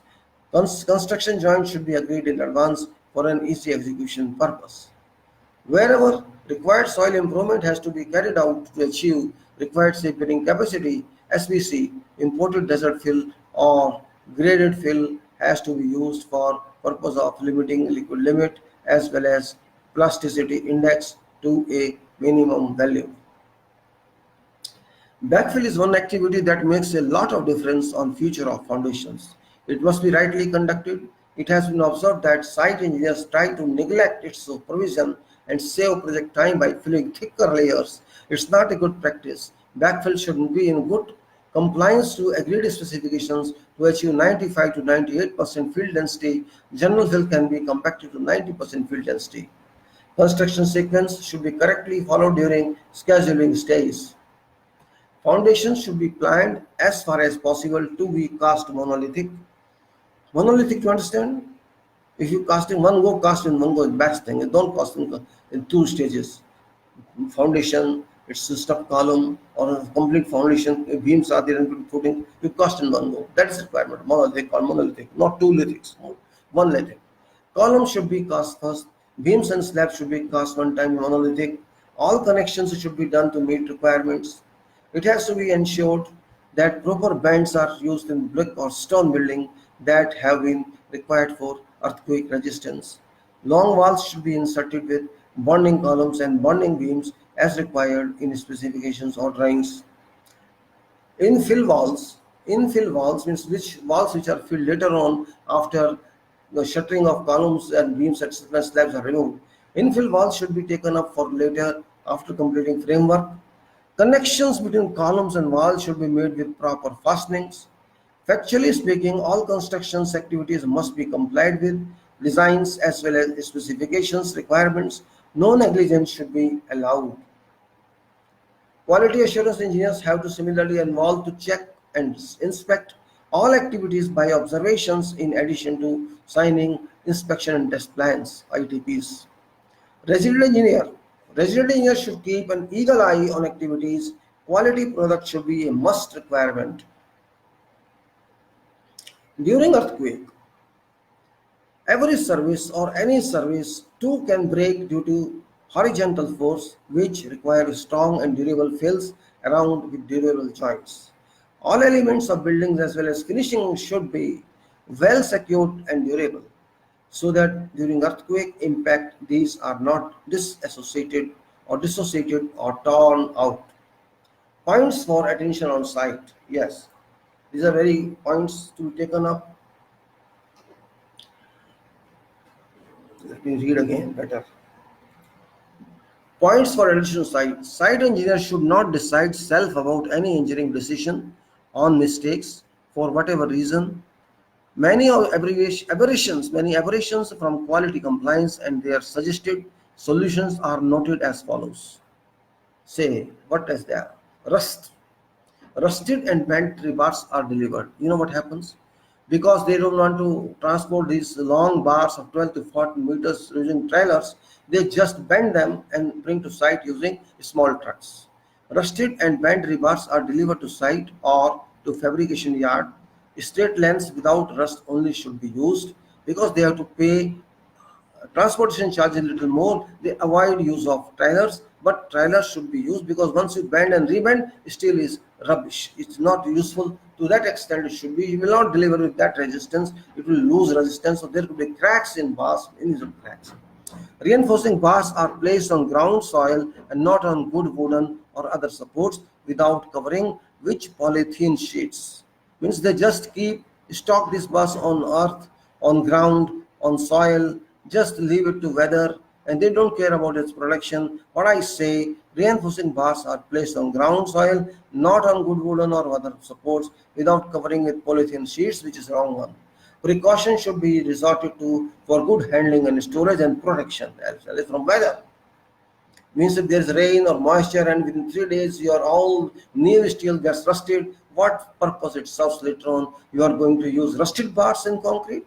It will debond concrete, and that is bad, not good. That's not for durability of concrete. It will reduce durability of concrete, and it will reduce bond between concrete and steel. Fabricated rebars or reinforcing bars are not properly sorted, tagged, and stored in a shed or under protection from moisture content. Right tracking should be maintained by designations of relevant elements. Reinforcing bars dowels may be forgotten to place in at various joint connections. Chemical anchors should be used for forgotten dowels. Do not chip concrete to insert small hooks. Drill shall be required to chemical anchor recommendations. Inserts embedments of services at various locations may be missed. Approved shop drawing should be used for checking inserts locations. Coordinate inserts locations to structural details. Blockouts for various services. Blockout means small openings in shuttering where some services has to pass. That's called blockouts. Blockouts for various services may be missed. Approved shop drawings should be used to overcome such problem. Coordinate these locations to structural details. Sometimes due to site negligence, certain concrete elements may be missed. By overlooking, structural drawings should be deeply coordinated with architectural drawings. Generally, facets dowels are forgotten. Many lintels too are overlooked. Now, opening or bulging of forms means when forms are bulged, or you can say come out of line, or they kind of swelling, opening or bulging of forms at 1/3 of height from poric base is a common occurrence.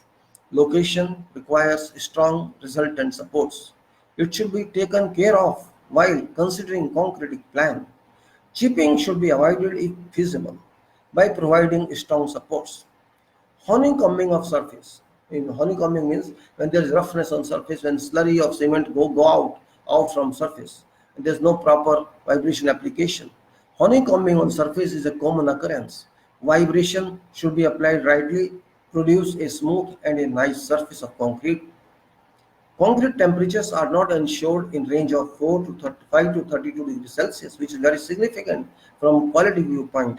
Concrete is done in temperature above 35 to 42 degrees Celsius. During higher temperatures as such, ice needs to be added if mercury is above 32 degrees Celsius. Thick elements or massive blocks should be poured within 24 degrees Celsius so that heat loss is allowed with reduced speed. Voids formation in concrete. Void means where concrete doesn't reach in that portion. Void formation in concrete is a common occurrence. Void area should be chipped out to strong concrete surface, followed by remedial treatment application. Use recommended chemicals only. Don't use chemicals according to your thinking. Contact manufacturer, discuss with him, tell problems, and take solutions. Exposition of reinforcing bars is a common occurrence. Mortar is pasted on those surfaces. Exposition means when some bar touches shuttering and there's no cover, you see after removing this shutter, you find that bar should not be seen, and that is exposition of rebars is a common occurrence, and mortar is just pasted by those people on those areas to hide exposed bars, which is wrong one. Concrete spacers should be placed all over to meet specified requirements. Congestion of steel is generally seen. Congestion of steel is generally seen, not anticipated by site engineer. It should be discussed with design engineer. If workable, a better arrangement should be obtained rather than using congested steel. Reinforcing bars are often displaced by electrical conduits fixers. During conduits fixing, steel fixers should replace affected reinforcing bars parallel to conduits installations.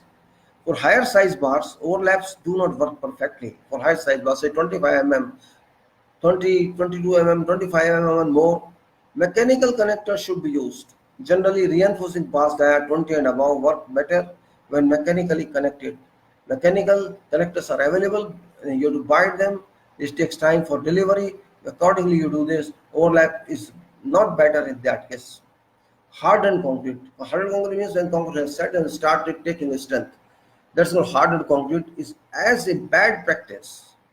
Hardened concrete is as a bad practice cut for passing some small air conditioning ducts already missed.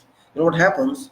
You have done concrete, you are remote setting, but later on after 1 month, the system, 15 days, you say, oh, I forgot one duct, I had to pass through this one, some other services I had to pass, I just cut concrete from here.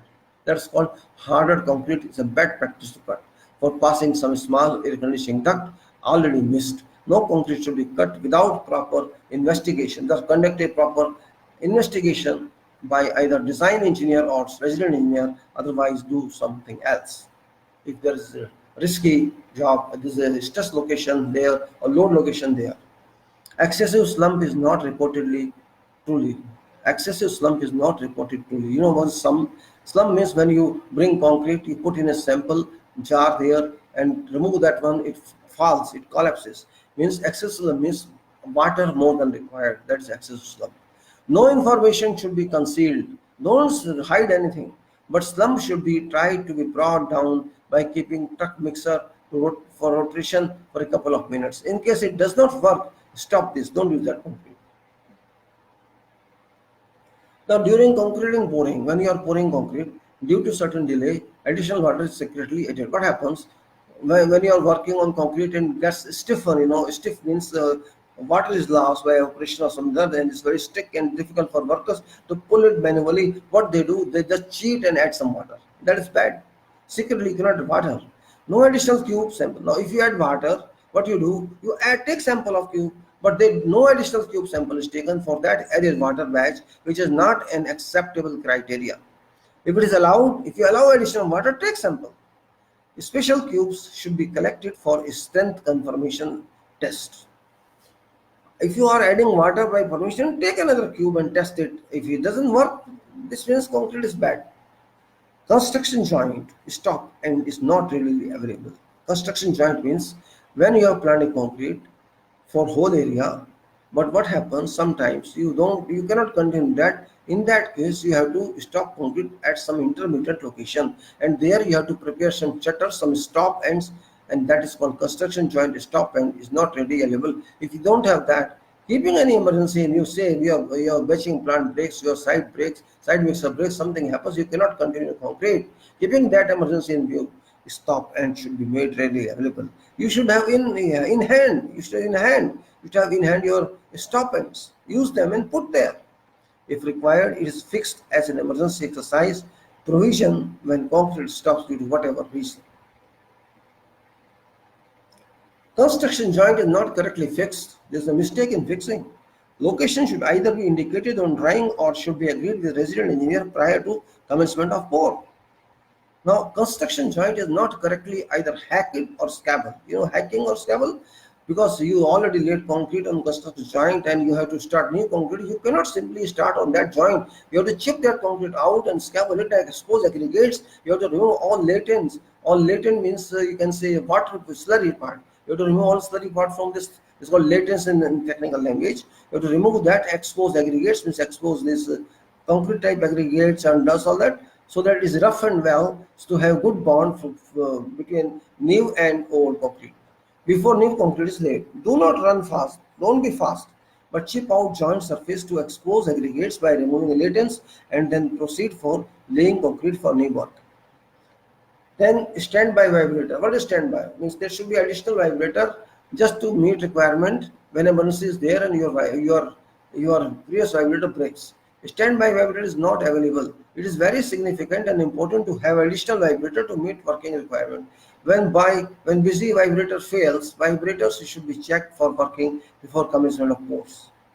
Now, curing is not started at time. Curing, you know what curing is? Either place curing compound or water. There's a heat flow from concrete. There's heat generation, and this heat generation removes water from concrete by evaporation, and deficiency of water comes in concrete. And for that, to replenish that deficiency that's coming due to operation of water from concrete mix, you have to add water onto that, so that it is replenished. Curing is not a certain time. Curing is not continued as required. Hot weather requires immediate curing, but particularly on exposed or unformed surfaces. Exposed surface or unformed, where there is no form work on concrete, that is called exposed.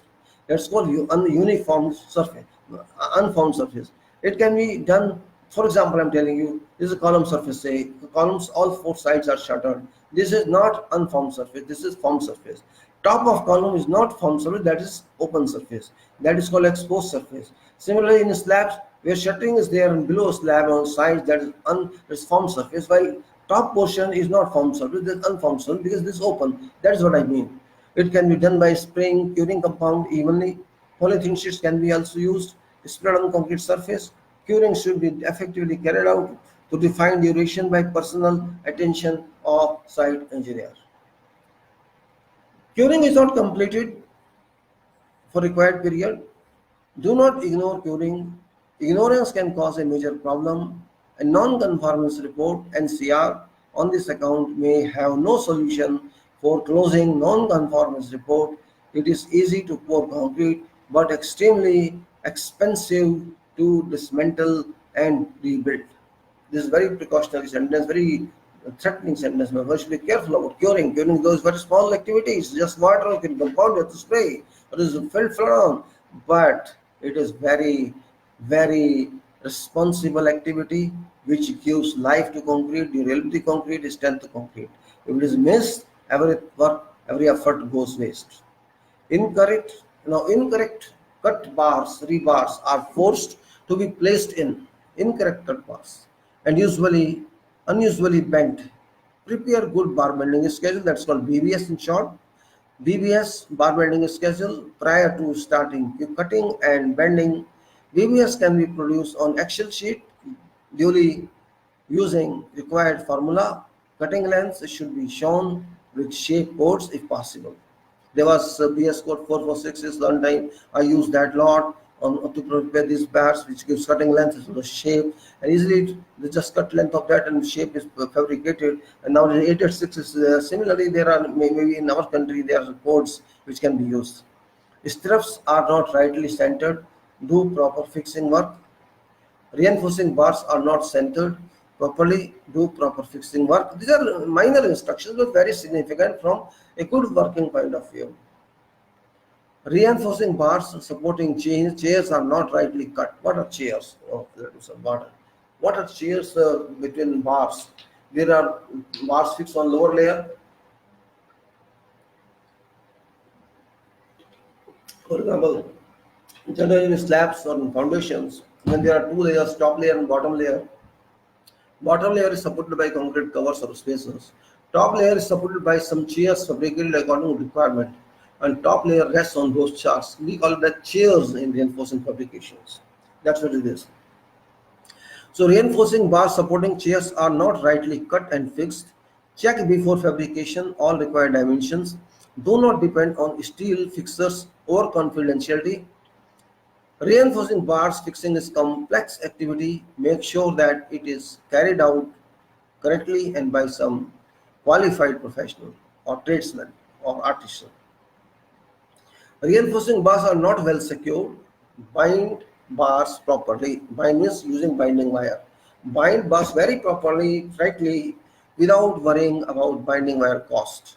Check fixing arrangements over all joints, because if you don't use proper binding wires and don't fix it or anchor it during movement of steel fixers and concrete layers or people, those involved in the crew, it should impact upon those bars, and these steel bars binding wires break and steel is misplaced, you can say.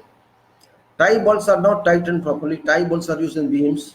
These are not tightened properly. Use correct dimension tie bolts and fix properly as required. Plumb means verticality. It should be vertical, means we call it plumb. Plumb is not it is inspected to standards. You know what, when there is a 1 meter deep beam or some deep there column is there, it should be correctly vertical, but it is not vertical. That's called out of plumb. There are methods to control plumb, and plumb is not inspected to standards. Even if you control it, you must inspect it. You inspect it, or quality guy inspect it, or someone inspect it. It's a must. It's difficult exercise to inspect dimensions, locations, and verticality, but should be conducted particularly for elements to bear equipment or where facet is involved. And in fact, it is a fair face surface requirement. It's very significant to have surface, otherwise you can't have fair face requirement. Now, previous concrete previous concrete is not chipped out. Previous means old concrete. You did some concrete left side, didn't remove extra one, and it's set now. It's done. So what happened? Extra previous concrete is not chipped out. Site should be kept tidy. Tidy means clear of all these things, or debris, etc. should be clean, and in all respects, chip all surplus required concrete. Holes are not left for cleaning out dust from forms. What we do sometimes in forms, in particular in slabs, some holes are kept in slabs and beams, small holes, and which are filled up before concreting. These holes are used for cleaning purposes, disposing cleaning. Holes are not left for cleaning out dust from forms. It is practically required to dust out preparatory works. Use compressor to clean out preparatory works.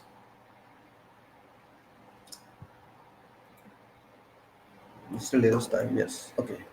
Flash setting is not prevented. Flash setting, this is also very significant. What is flash setting? Flash setting particularly applies to reinforcing bars when its temperature 40 degrees, 44 degrees, or like that. It is hot. Your steel surface is hot while your concrete is wet.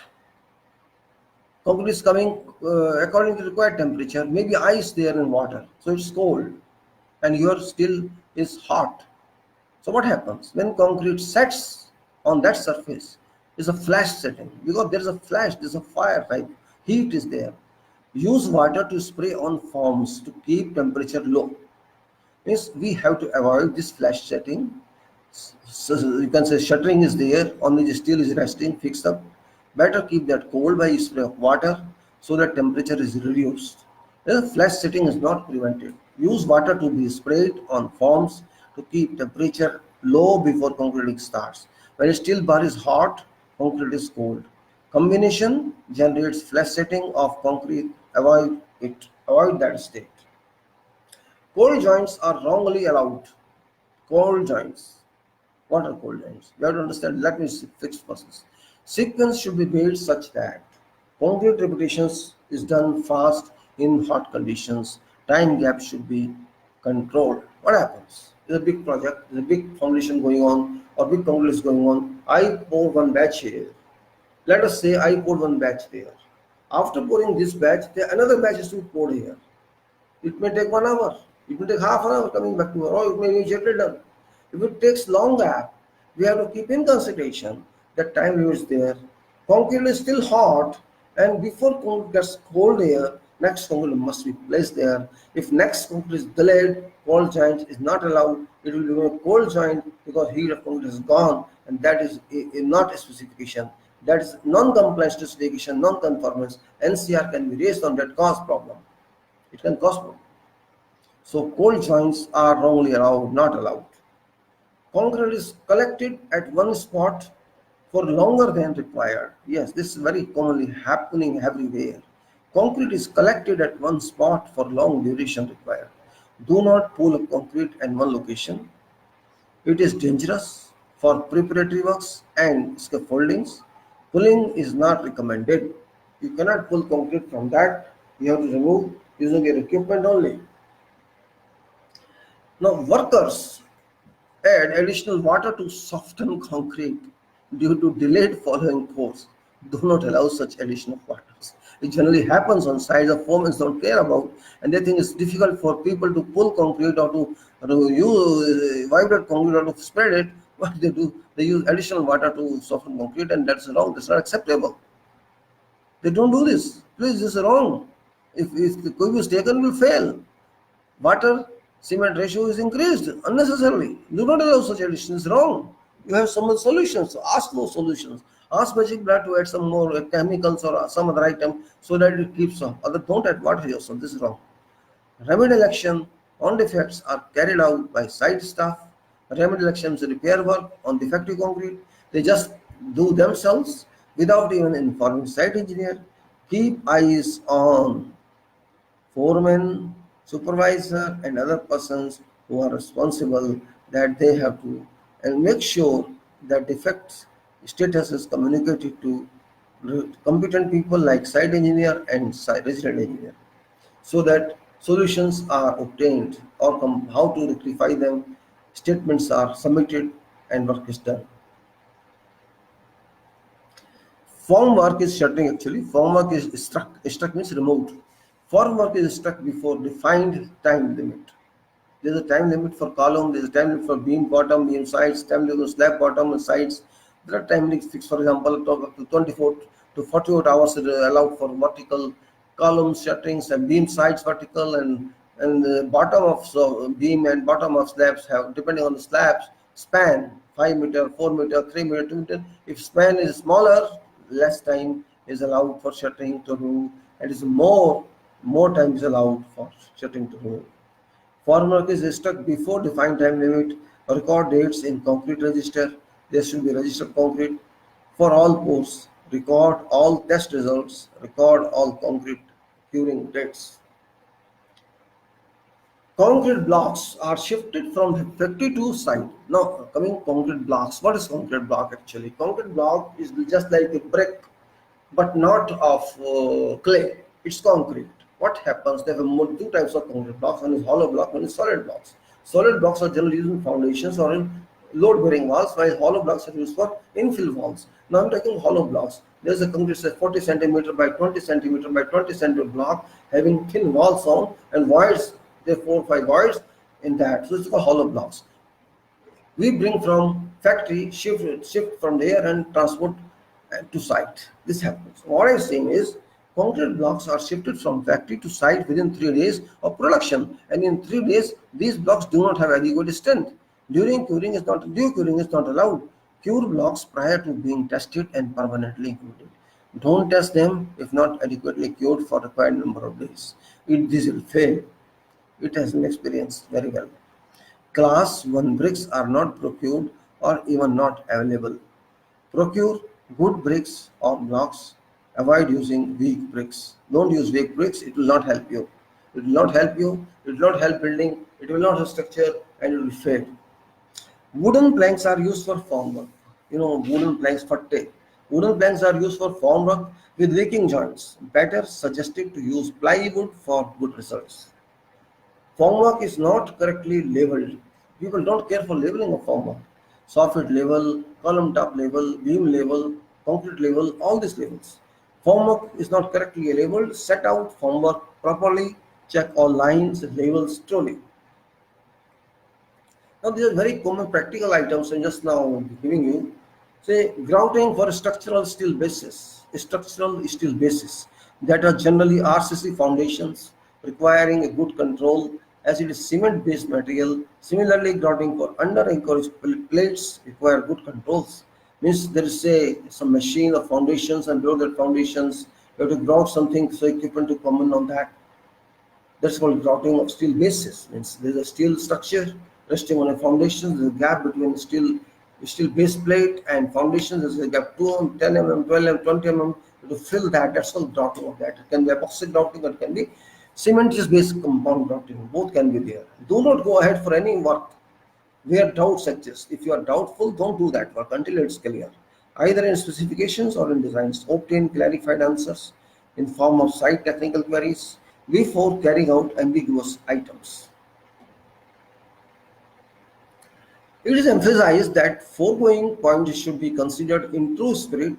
Carrying out better work on controls shall definitely produce a good concrete work that would serve to required and desired durability for whole structures on buildings.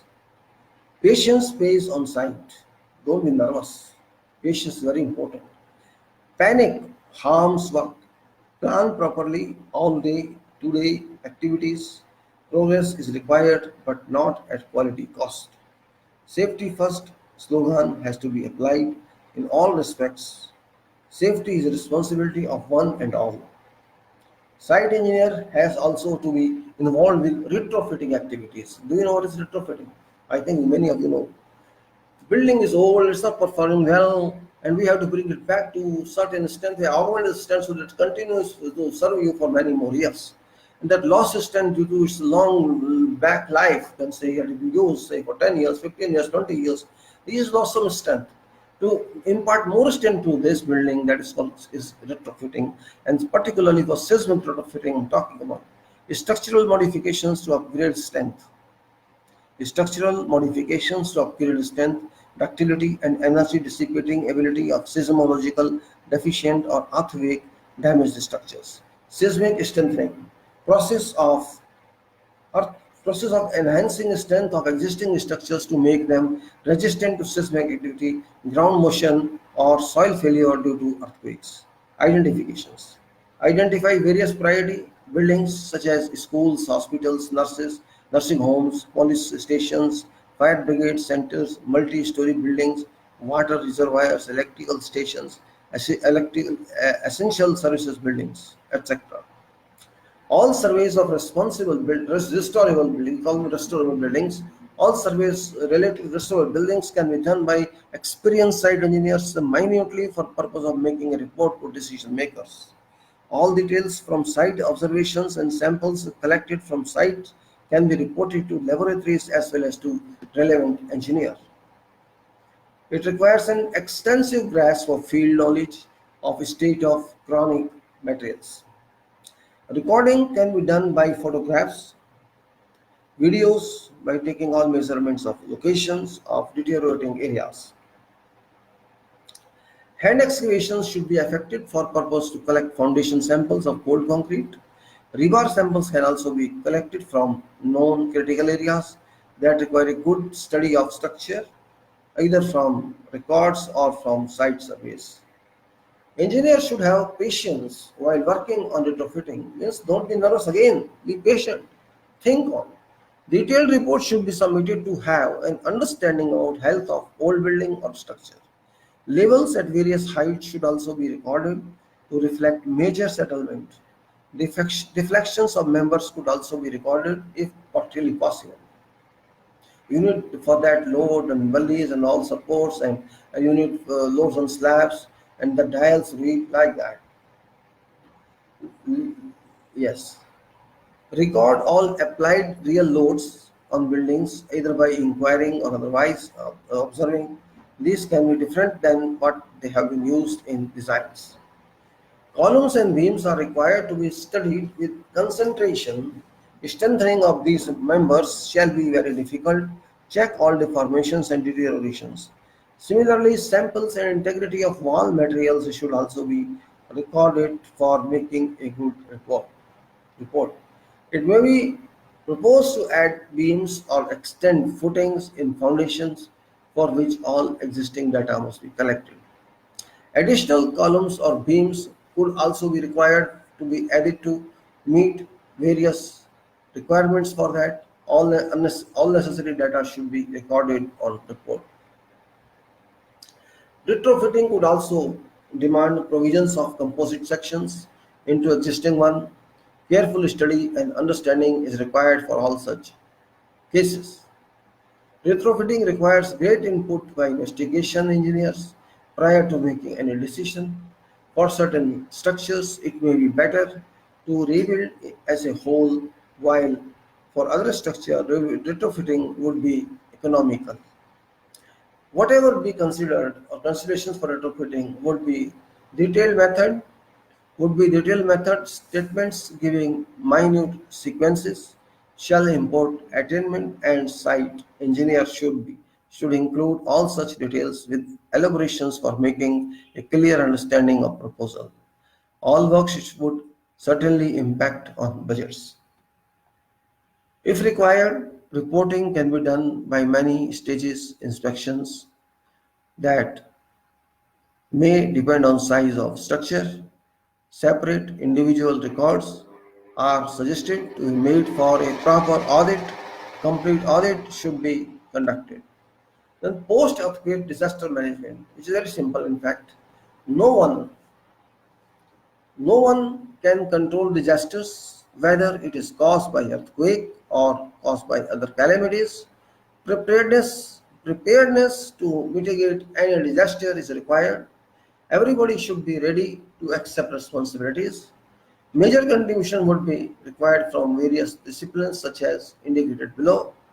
Police, army, fire professionals equipment, brigades, civil companies, expert operators, defense medical, etc., helicopters, cranes, civil engineers, NGO activities, volunteers. Inaction being government of constituted to coordinate. Inaction being government constituted to coordinate, control, and assist nation out from clutches of disaster. National Disaster Management Authority. I think you know about that. Zero tolerance to available deaths due to earthquake. To formulate guidelines for preparation of plans to reduce earthquake risks and minimize impact, loss of lives, and damage to property caused by earthquake. Definitions are disaster. What is a disaster? A catastrophe, mishap, calamity, or grave occurrence in any area arising from natural or man-made causes or by accident or negligence which results in substantial loss of life or human suffering or damage to and destruction of property or damage to and degradation of environment and is of such a nature or magnitude beyond coping capacity of community of affected area. What is hazard?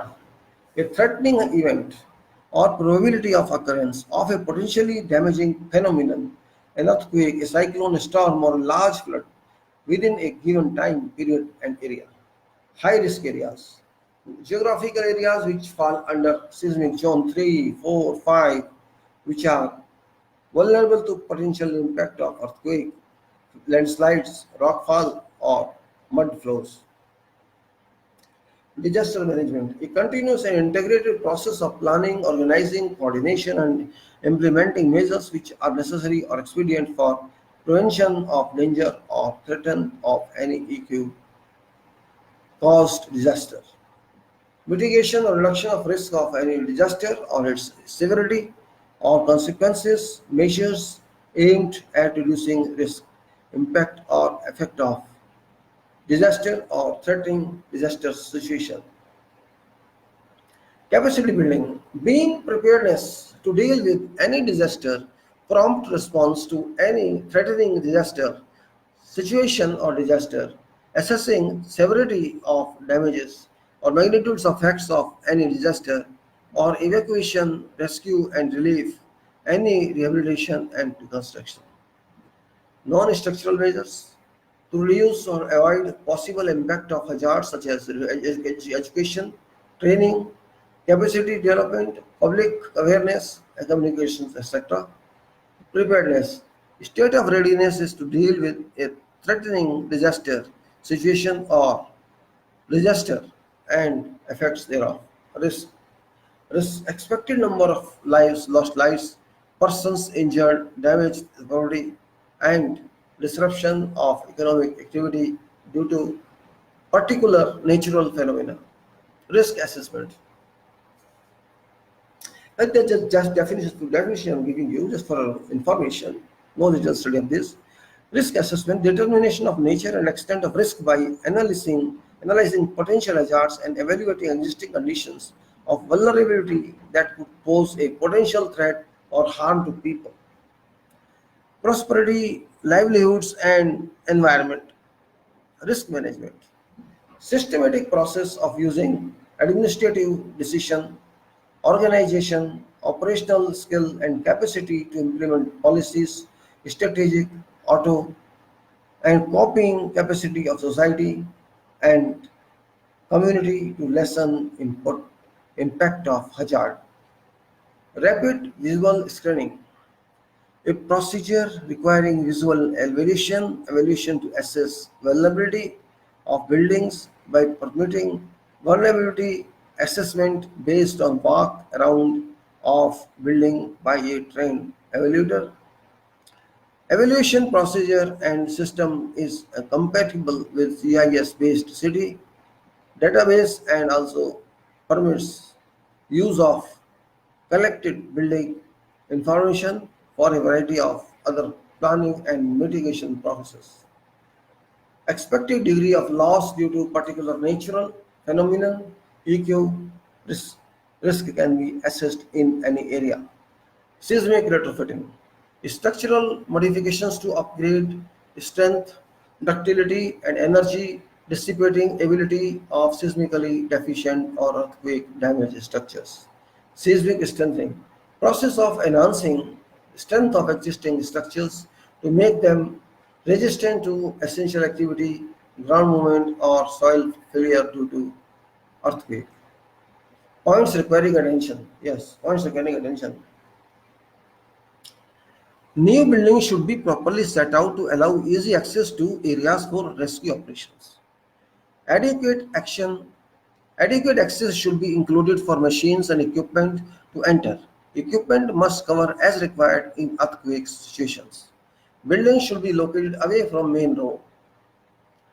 Streets should be wide enough for easy access of vehicles and equipment. Priority and essential buildings should be in vicinities. Priorities and essential buildings should be located in vicinities. Standby generators plants should be provided to meet supply failures. Firefighting lines should be available during emergencies. Roads should be resistant to earthquake forces. All existing structures prone to failure should be upgraded by strengthening of retrofitting. Trained and certified engineers or other persons personnel should be equally available. Allow Allowed should be available all over. All these personnel should be given update and allow drills. Similarly, medical professionals should be given updates and allowed drills. Then, very simply, more 2 or 3 points more. All other relevant professionals and others should also be updated and allowed drills. General public should be kept well informed, and imparted education about methods to respond during EQ emergencies without panic. Engineers can also do this very well. Owners should be educated about benefits to include EQ resistant design provisions on new structures. Engineers can very well explain to public. Similarly, engineers can demand from architects to include all EQR provisions on new buildings in public sector or in private sector. Engineers can deliver lectures in schools and colleges about the EOR methods, EQR methods, and about role of children and public involved. This was just the paper on role of site engineer. There's another one here which I like to see. So this is regarding what you say. It's an extension of previous one because it was risk management. I just said capacity building of engineers. Let me see what time is left. It's around important, It's around 1:52, so I have some more time. I can continue. Those are boring, or you may feel boring, and I think I should continue so that I can cover this paper. Capacity building of engineers, EQ risk management training seminar for government. There was a seminar, it was 2010, 2009, and I was a part of that as a resource person. I attended at Ludhiana long back, just for 2-3 days there. Program is sponsored by Government of India, Limited, and it's a Guru Nanak Dev Engineering College there, located in Gill Road, Ludhiana. I was there in that same program. Responsibility honors director was there, Dr. Sani, program management in charge. Let's go further. Participants were government engineers from level of municipal engineers to assistant engineers and SDOs, PWD engineers from SDO level and above. I have also participated as a resource person consequent upon an invitation by head of department, Dr. H.S. Rai, to whom I am grateful, etc. etc. Leave it. My participation was to interact for explaining role of engineers. My participation was to interact for roles of site engineers explanation from EQ risk management point of view. I participated for 5 hours at there. I was also informed about video conferencing with other legend engineers. I'm going to what actually happens on here. I'm not going to on the irrelevant talks here. This paper is available in text. My talks can be okay. There's then what I actually did with them. Yes, engineers cannot be expected to produce a quality product to the requirement unless they are extended reasonable concrete support. Yes, Engineers cannot be expected to produce a quality product to requirements unless they are extended reasonable concrete supports. Exclusively attempting cost saving drive cannot serve basic purpose. Now, what I talked about, let us say, drawings are not issued as a package. This is very important. Again, I'm telling you, as I showed that big drawing, all drawings must be there. A package of drawings must be there. Otherwise, you cannot move project. You waste time. You cannot wait for drawing for video and stock project. You cannot decide yourself as well. So drawings are not issued as a place. This must be a package deal before constructing or starting construction. Yes, there may be minor defects or minor missing items to clarify, but drawings must be there. No serious reviews of contract designs. Drawings are conducted. There was no one to review. How can you do that? Review is a must.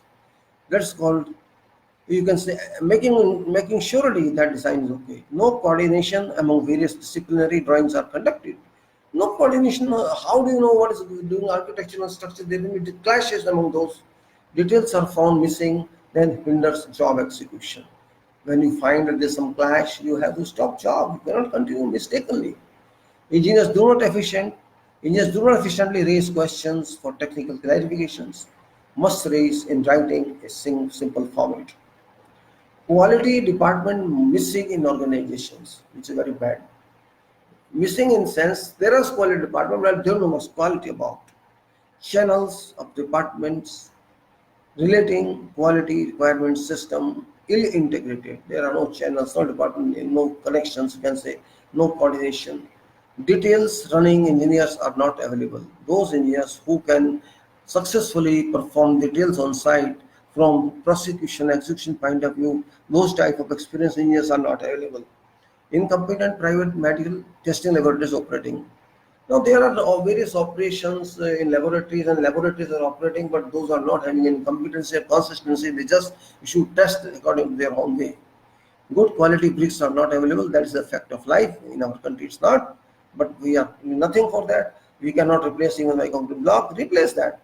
Proper gradation aggregates are not procurable from mines. Yes, aggregates gradation is not to mark to standards. Cube of concrete are not deposited in time for testing. More SRIs should be identified for notifications. Safety and quality plans are not in operations. No record or as-built drawings are contemplated to be made available. We have to understand record and build drawings. As-built drawings or record drawings are very important for future of maintenance. If you don't know what drawing says or what design was, how can you maintain something? How can you rectify some mistake? No record or as-built drawings are contemplated to be made available while commencing with any new excavation or any land. Professionalism is missing among contractors. Architects do not supervise concreting operations. Due to poor staffing, it's difficult to have good controls. After reinforcement inspection, site is left to honesty of contractor. It is of course understood what degree of honesty should be reliable. Friend contractor is. Designs by architects are seen to be showing redundant reinforcements just to make up for possible stealing of bars after inspection. Suggestions. Preparation of safety and quality plans is a must. Approvals by department management is a must. Implementations a must. International audits a must. External audits a must. Training of self by seniors. You have to training of self by seniors, training associates and juniors, training contractor staff and work persons. Only then contractor professional friend could be forced to produce quality. Salient discussions about this, explanation about earth, now these salient discussions, explanations about earth, lithosphere, activities within crust, mantle and core, convections, currents, faults, plates, tsunamis, volcanoes, types, etc., etc. Now, what I'm saying is about this explanation about earth lithosphere activities within crust, mantle, and core connection currents, faults, plates, tsunamis, volcanoes, types of rocks, soil mechanics, permeability, porosity, earthquake sources, ring of fire and other seismic bands, magnitude and intensity, technical queries, materials were all discussed briefly. Beams, columns, slabs, diaphragms, shear walls, rigid and flexible frames, concrete and its properties, strength and durability criteria, rapid chloride penetration, cathodic protection, ductile consideration, elastic, plastic and strain, and hardening and soft state, the collapse, concrete temperature, thick, then massive concrete element structural failure. These are almost, Mr. This was one song and write for you, better for you. Beams, columns, slabs, diaphragms, shear walls, rigid and flexible frames, concrete and its properties, strength and durability criteria, rapid chloride penetration. Rapid chloride penetration is not a new term, it's a very important term. Means chloride penetrates into columns of concrete and slabs of concrete, which harms. For that, cathodic protection is required in plants area where gas is involved, where liquid petroleum is involved. Deliberations on an example, cost of structural cutting, how to cut costs. Value engineering and its implication of contracts, engineer, resident engineer and contractor's agent, contract considerations, safety and quality plan, their preparation, approvals, follow-up, self-audit, internal external audits. Then let's go to something else, which is material related. Ready-mix concrete, RMC we call it. It's a very important item, material it is. Ready-mix concrete is a technology and not simply a mixing of concrete. No, it's a technology. I am afraid whether ready-mix concrete activities do comply with demanded controls. It's seen that only activities they understand is to mix, transport and place at location. I have seen transit of trucks load of concrete using stationary reciprocating pumps for transportation and placing of concrete only. There is no description of various controls that must be made mandatory for compliance. Timing controls, loading, leaving, plant arrival, site time, truck being empty, slump control, temperature control, air voids control, pumping control. Mobile pumps are not seen. Mobile pumps can be stationed at any location and restrained depending upon requirement. Until experienced trained staff or crew is available for both mixing, pumping and placing of pouring RMC would not give required efficient results. I have also experienced that even in RMC experts are unable to describe what technicality is essential and what is involved for their material. Then contract documents must include all detail whatsoever. Site engineer cannot be expected to prepare essential structural details itself. A structural designer is responsible to provide all detailed requirements including EQ management aspect whatsoever. Provided all details are made available on IFC drawings, means issued for construction drawing, it would be responsibility of site engineer as well as quality engineer in case these are not implemented. It's duty of all resident engineers or government engineers to make sure that these details are made available by design engineers on issued for construction drawings. Work cannot be carried out in absence of all such drawings. Working drawings must be produced prior to carrying out works. All services locations should be reflected on these drawings. Where work demands repetition or sections, typical standard drawings may be used for various sections. Site engineer should be supported so that site engineer just implements works according to specification requirements and quality engineer checks. All these in true spirit and not just to fulfill obligation only. Site engineer must be educated by training on various demanded specifications. The specifications should be clear and must be reflected on drawings. All tolerances must be reflected on drawings. Certain drawings giving required specification should be produced as a part of contract documents rather than asking site engineer to follow codes or other voluminous documents. It is suggested keeping in view heavy site work schedule of site engineers as well as their professional standards. Then I just gave you URL to the university. I'm not concerned with that. Yes, constructability or buildability. This is very important term. We should know about that. What is constructability or buildability? It is an important issue to explore for any project from design stage to its execution stage, that it should be conveniently constructable without spending undue efforts or extra budget. It requires a great degree of understanding about design issues as well as execution issues. An attempt should be made in essence, whatever is done at site should be done first time every time. Precious time of site engineers as well as site coordinators should not be contributed for allowing go waste. It costs contractors money in case one has to wait for design issues or for decisions, as well as for spending costs on inappropriately or inappropriate designs effects. Sometimes it amounts to entering arbitration statutory disputes, as well as for demand of extension of contract times due to technical reasons, and makes problem for all money. Design philosophy should be made in relevance to availability of materials in market, as well as to ease of site construction of all activities involved without causing hardships at site, making life of site personnel difficult. An uneconomical execution is not welcome. Repetitions of modules are always welcome.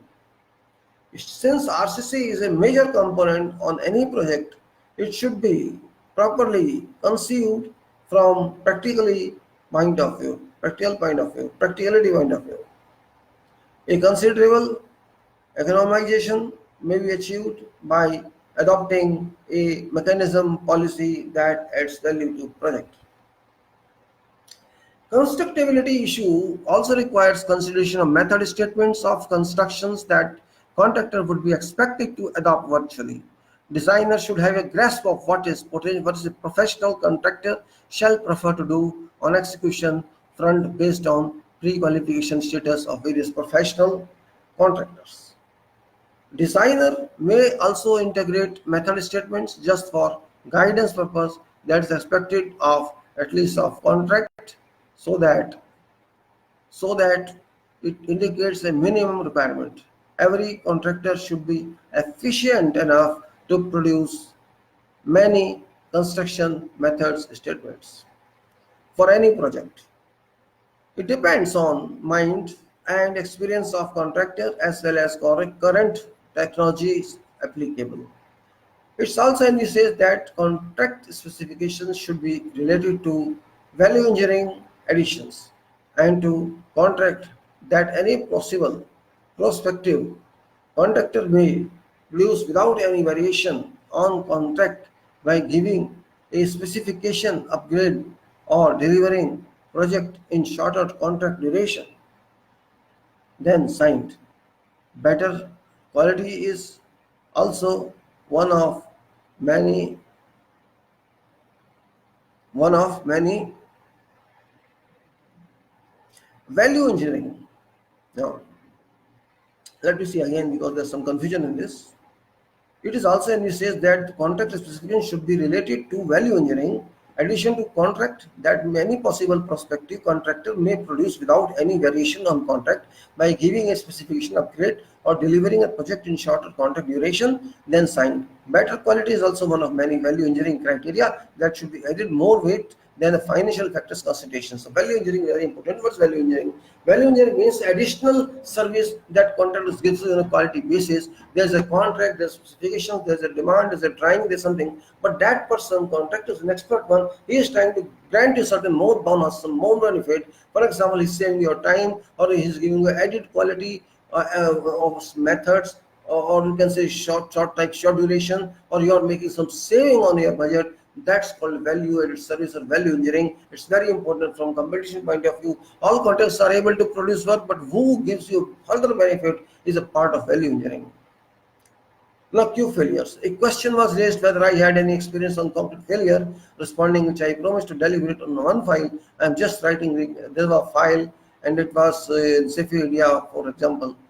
That was for long back paper written regarding failure of cubes. It had three papers, method statement, so you can, yes, this is available on text. Long back there was a case in Abu Dhabi and we had to solve that one. This took 6 months to solve that problem. Failure of cubes and how to reinstate that. Because ultimately we were able to solve that. There was a problem of curing ultimately resolved. Post this concrete study records there have been many further technological developments in 9 years period. Nevertheless, complete process was conducted as required within ACI 318 and BS codes.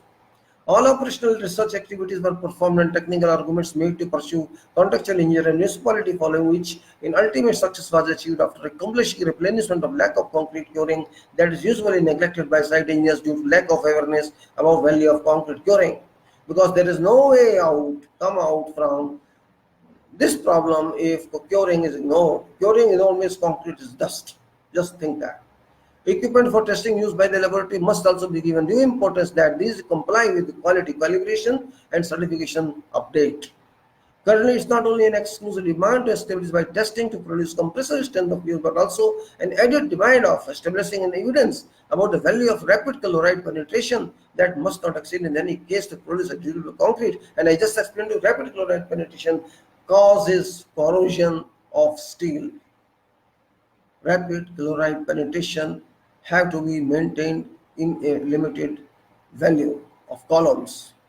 In addition to foregoing explanation, maintenance of concrete temperatures in mixing time, transportation of location time, transportation to location time until starts setting and hardening do require temperature controls as well as required sum of air voids. This must be complied with.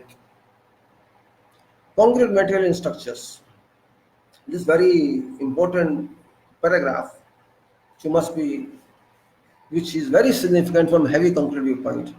Thick element more than 8 cubic meter pore. Just think of thick element is called more than 8 cubic meter pore. Minimum dimension 800 mm. 8 cubic meter minimum. 800 minimum dimension at 800 mm. GGBS, ground granulated blast furnace slag cement. Replacement up to 70% or PFA, pulverized fuel ash cement, combination of microsilica or silica fumes up to 12%. Microsilica is an expensive material. Temperature should be more than 4 degrees and less than 20 to 24 degrees. This is called management of thick element concrete pour. Just again, it is 8 cubic meter minimum, 800 dimensions minimum, ground granulated blast furnace slag replacement to 70% or PFA replacement or combination of microsilica or silica fumes up to 12%. Microsilica is an expensive material, temperature between 4 and 24. This is procedure for thick element pour. Then another is massive element. Massive elements such as a machine foundation, block-like compressors, GGBS, replacement up to 70% PFA, combination of microsilica or silica fumes with 12% microsilica is an expensive material, temperature range same, 4 degrees to 20 to 24 degrees Celsius. Thermal grading check. What is thermal grading check? Thermal grading check is required during and post-concreting duration by inserting rising and falling thermometers or couples so that thermal movement within concrete mass is observed to control curing. Such major foundation blocks require thermal curing where it is not done by application of water alone but by preventing release of evaporated water from concrete. Thin element less than 800 mm minimum thickness is the thin element. Now GGBS replacement up to 70% or PFA combination of microsilica or silica fumes up to 12%. Microsilica is expensive one, I just told you. This says OPC can also be used for this class but not preferably. Temperature should be 4 to 32. Weather temperature should not be mixed up with concrete temperature. Generally pouring activity is carried out either in early morning hours or in late night hours depending on weather temperature variation. In hot regions, it is generally practiced to add ice into water to maintain temperature requirements. During hours when temperature range is not feasible, concrete pouring activity should be adjourned. Curing of concrete is too significant to deliver quality concrete product which is durable and must have defined characteristic strength. Curing compound can be used on vertical surfaces but doesn't work fully perfectly on horizontal surfaces and therefore must be used for instant curing only on horizontal surfaces to be followed later by conventional curing. Nowadays, core testing is also included on certain contracts in addition to cube testing. In certain cases, corrosion inhibitors are also added. Corrosion inhibitors which protect steel from corrosion. These inhibitors also added to keep off reinforcement bases rusting. Calcium nitrite is a product used for particularly in water body within soil when piles are included. Pre-casting factories do resort to autoclaving of concrete so that casting mold forms are removed even after 12 hours. It's called autoclaving, means steam curing. It's called pre-casting factories use steam curing, in which case only 12 hours are adequate for curing. Microsilica is used in such cases. Autoclaving is a type of steam curing on concrete to be used in structures and also for concrete block, either solid or hollow. Microsilica has an inherent property to enhance concrete setting time. It delays putting sand and delays it now, even to many hours. And vibrator application must break suspension of cement particles that have developed or coating on cement particles absenting which concrete mixture cannot start setting. Size of microsilica particles resemble to that of smoke size, cigarette smoke size. Now, there was a book I written which again some other fun. That book is Civil Engineering Practice. Soil investigation reports are also there. I'll just brief it out, just for purpose of information. Intended to deliberate on certain projects, soil investigation reports, but allowed, slotted did not accumulate, which I think I could discuss later on. Here I just explain important terms necessary to be understood. It is various paragraphs shows this, okay. Then settlement bearing capacity, yes, these are important terms. Settlement bearing capacity. Settlement and bearing capacity and value of N, value of RQD, resistivity, water content, densities, fills such as engineered or structural fill, general fill, all included within submission of reports. What I said, various paragraphs shows method of reports recommended by any expert laboratory. Various tests are conducted and then reports compiled so that designers are communicated properly without missing any sort of demand for information. In which case, settlement is required, bearing capacity test is required, value of N is required, value of RQD rock quality designation is required, resistivity of required, water contents are required, densities, fills such as engineered or structural fill are required, general fill is required, included within submission of report. N indicates number of blows. This is value of N. N indicates number of blows to record penetration for 300 mm. N means a blow, number of blows required to penetration of 300 mm. Higher N means stronger soil with high bearing capacity and lesser settlement. RQD is rock quality designation that is counted on rock cores for more than 100 mm lengths. Percentage of more than 100 mm out of drill length gives RQD. Percentage of more than 100 mm out of drill rock gives RQD. Higher RQD is better than better rock is better. Higher RQD means better rock. Refer to posted image. Okay. Then liquid limits. When you are doing filling work, liquid limit is less than 35%. Plasticity index is less than 6 and 0 for non-plastic soils. Liquidity limit is 35 or less. Plasticity index less than 6 and 0 for non-plastic soils. Desert fill. This is fills. Desert fill. Materials imported from selected areas, burrow pits, may achieve by compaction FDD field dry density 95%. Dune sands can be used as a combination material to arrive liquid limit less than 35% in case it is found more than 35%. Structural fill, graded fill. Structural fill, graded fill is fill below foundations duly prepared for structural purpose may achieve by compaction FDD 95% to 98%. Engineer fill. Well designed, graded, coarse aggregate based fill duly prepared for heavy structural purpose. may achieve by compaction FDD 95% to 98%, and in some cases 100%. General fill. Fill below ground where no structures rest may achieve by compaction FDD 90 to 95%. Sand fill, it fills fine sand fills or river sand fill. Clean sand can be filled with continuous on water percentage and bulking of sand. Compaction is not necessary in case of sand fill, as in case of well graded material is required. Notes. Specific notes. Fill layer should not exceed 200 mm. Major areas, heavy equipment should be used for compaction. For minor areas, compacting and accessible parts, jumpers can be used. Plate compactors can also be used for compaction and with a minimum of 1 ton capacity of vibration. 9 to 12 ton roll rollers can be used with steel rollers with steel crawlers, as well as pneumatic tire depending on soil types. Formation layer should be removed if it is clay based. Clay should be removed, that's important. Then presentation of files. Due to inability of server accepting single file, I have divided in two files. Files give the brief description, presentation about construction, certain aspects about equidampers. Okay.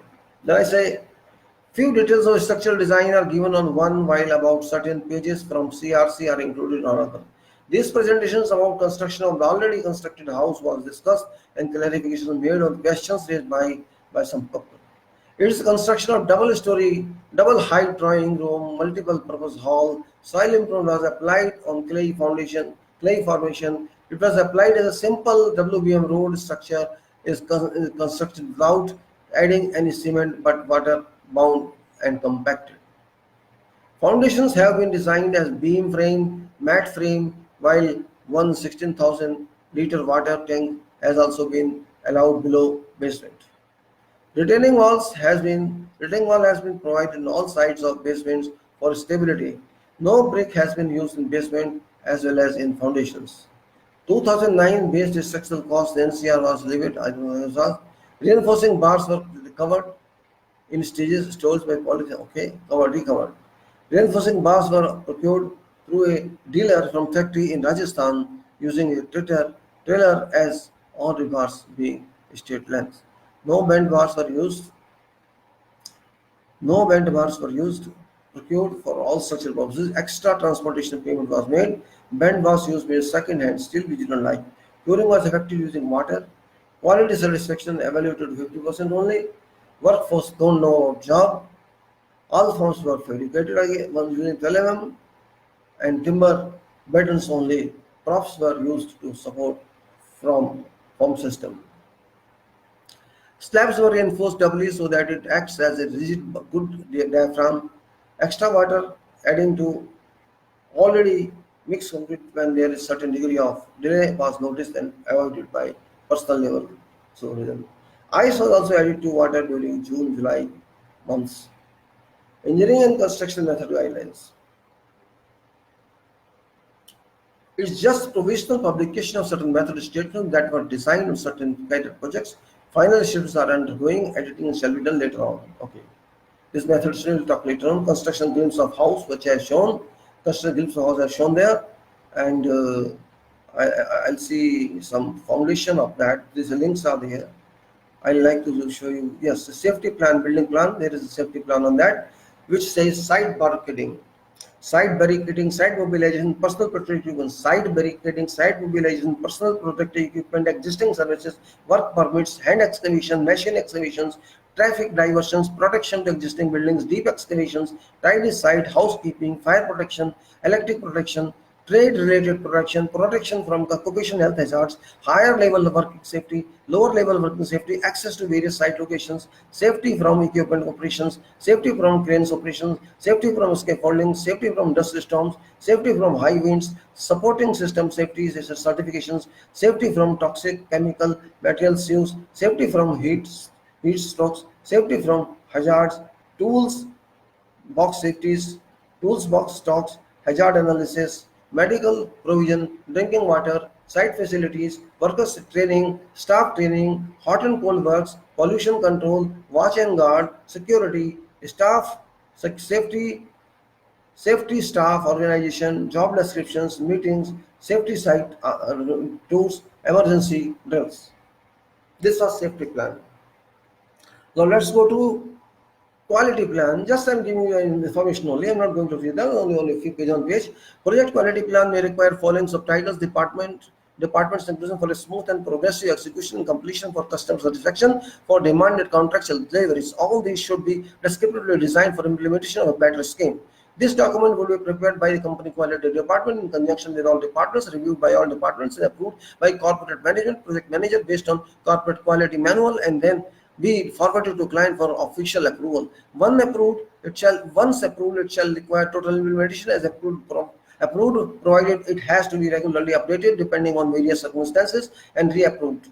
It should be a comprehensive document telling all what to do and what policies will be required on project, and to enable complete it within defined time. Various chapters to be included on project plans are corporate quality policy manual, project quality policy, project descriptions, company targets, planning, programming, scheduling, project cost control, project management method, execution statement with added value engineering, project organizations, head office with responsibilities and descriptions, project organizations, site office with responsibilities descriptions, key personal job descriptions including reporting functions both at corporate office and at site office, and appointments of as well as promotions, safety departments and elements to safety plans, engineering department coordinations, office engineering, construction department, execution strategies, land surveying, procurement departments, warehousing and storages, quality departments, quality management including third-party laboratory management, administrative and security, site of life camping, and any amendment may be required anytime during currently or project regards.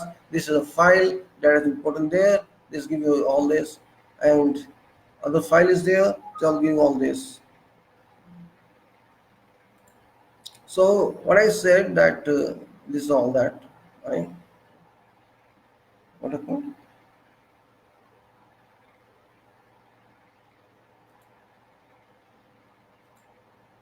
So what I said, what we did, I have highlighted you about skill development from these files, and various drawings are there.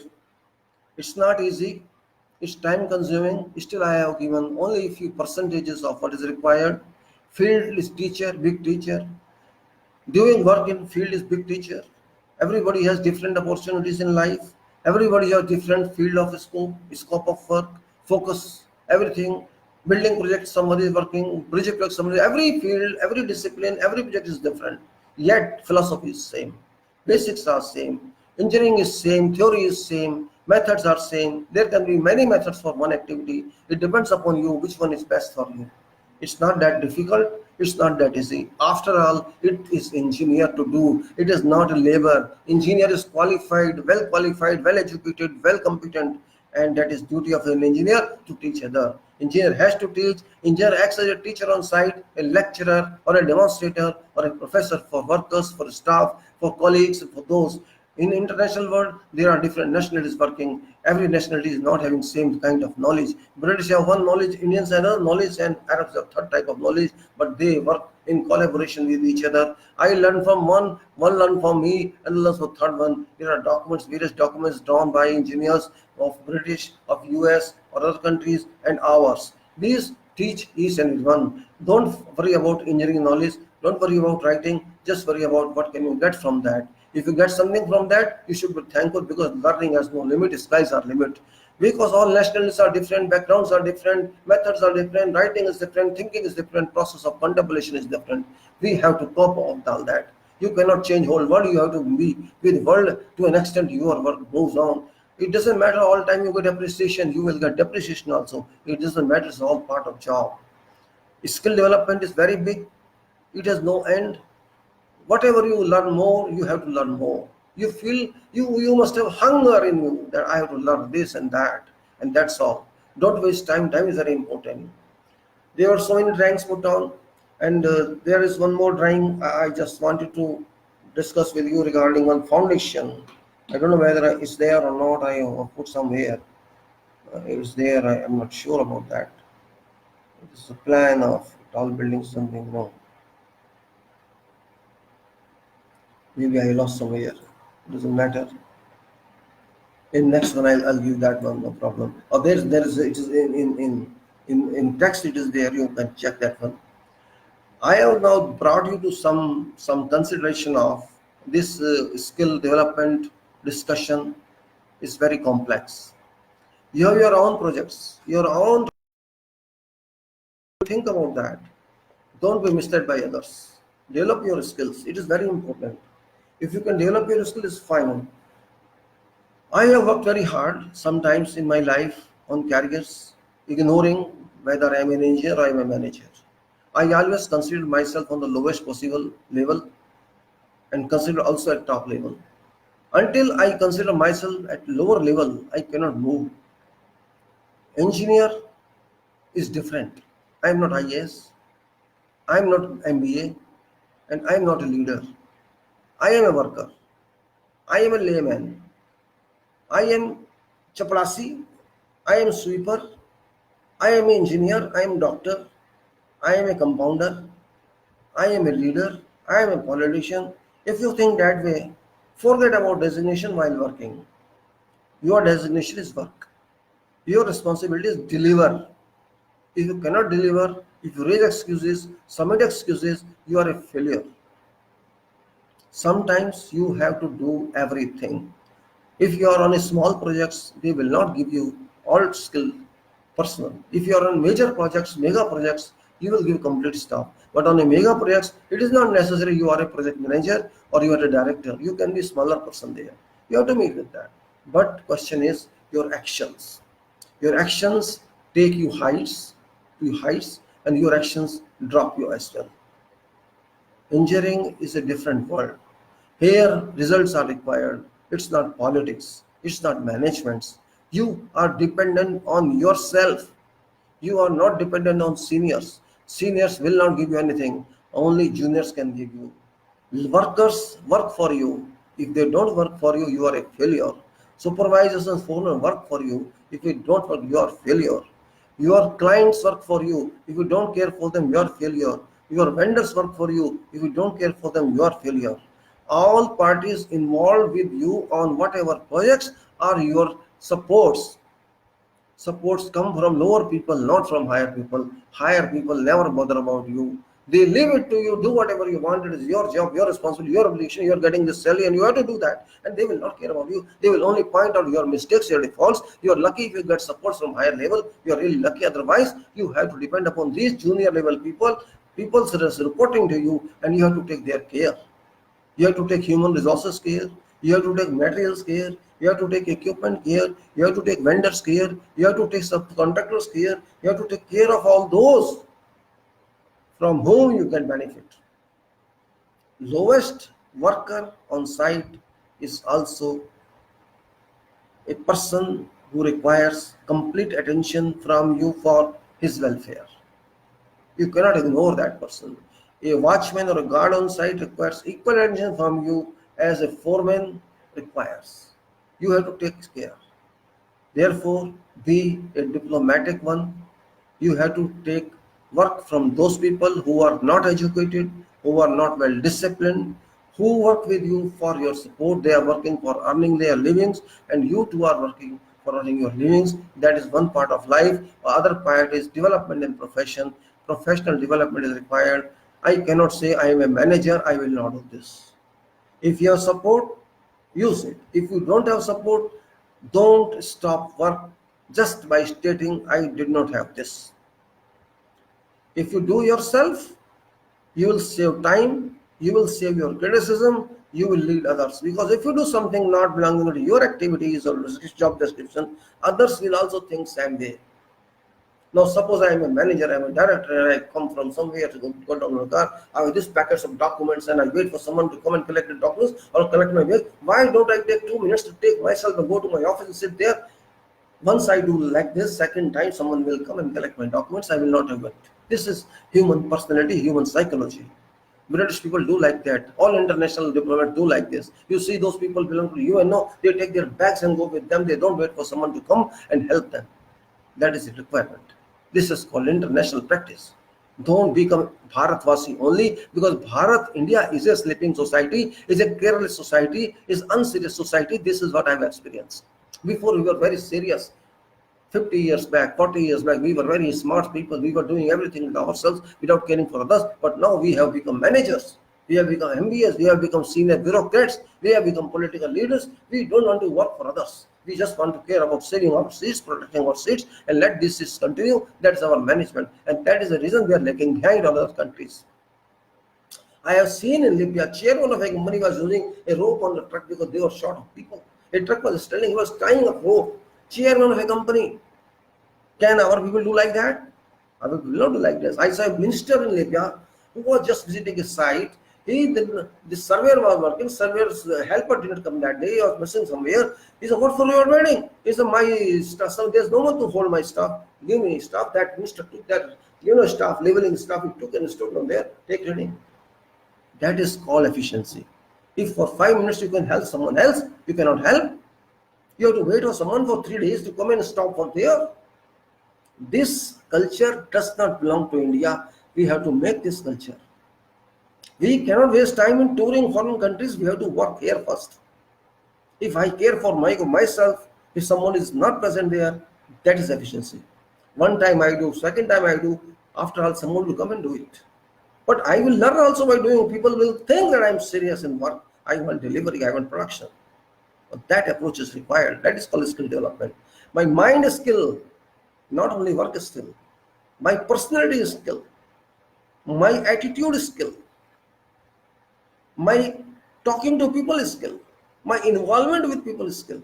My teaching to them is skill. These are all skills. It's not simply professional skill.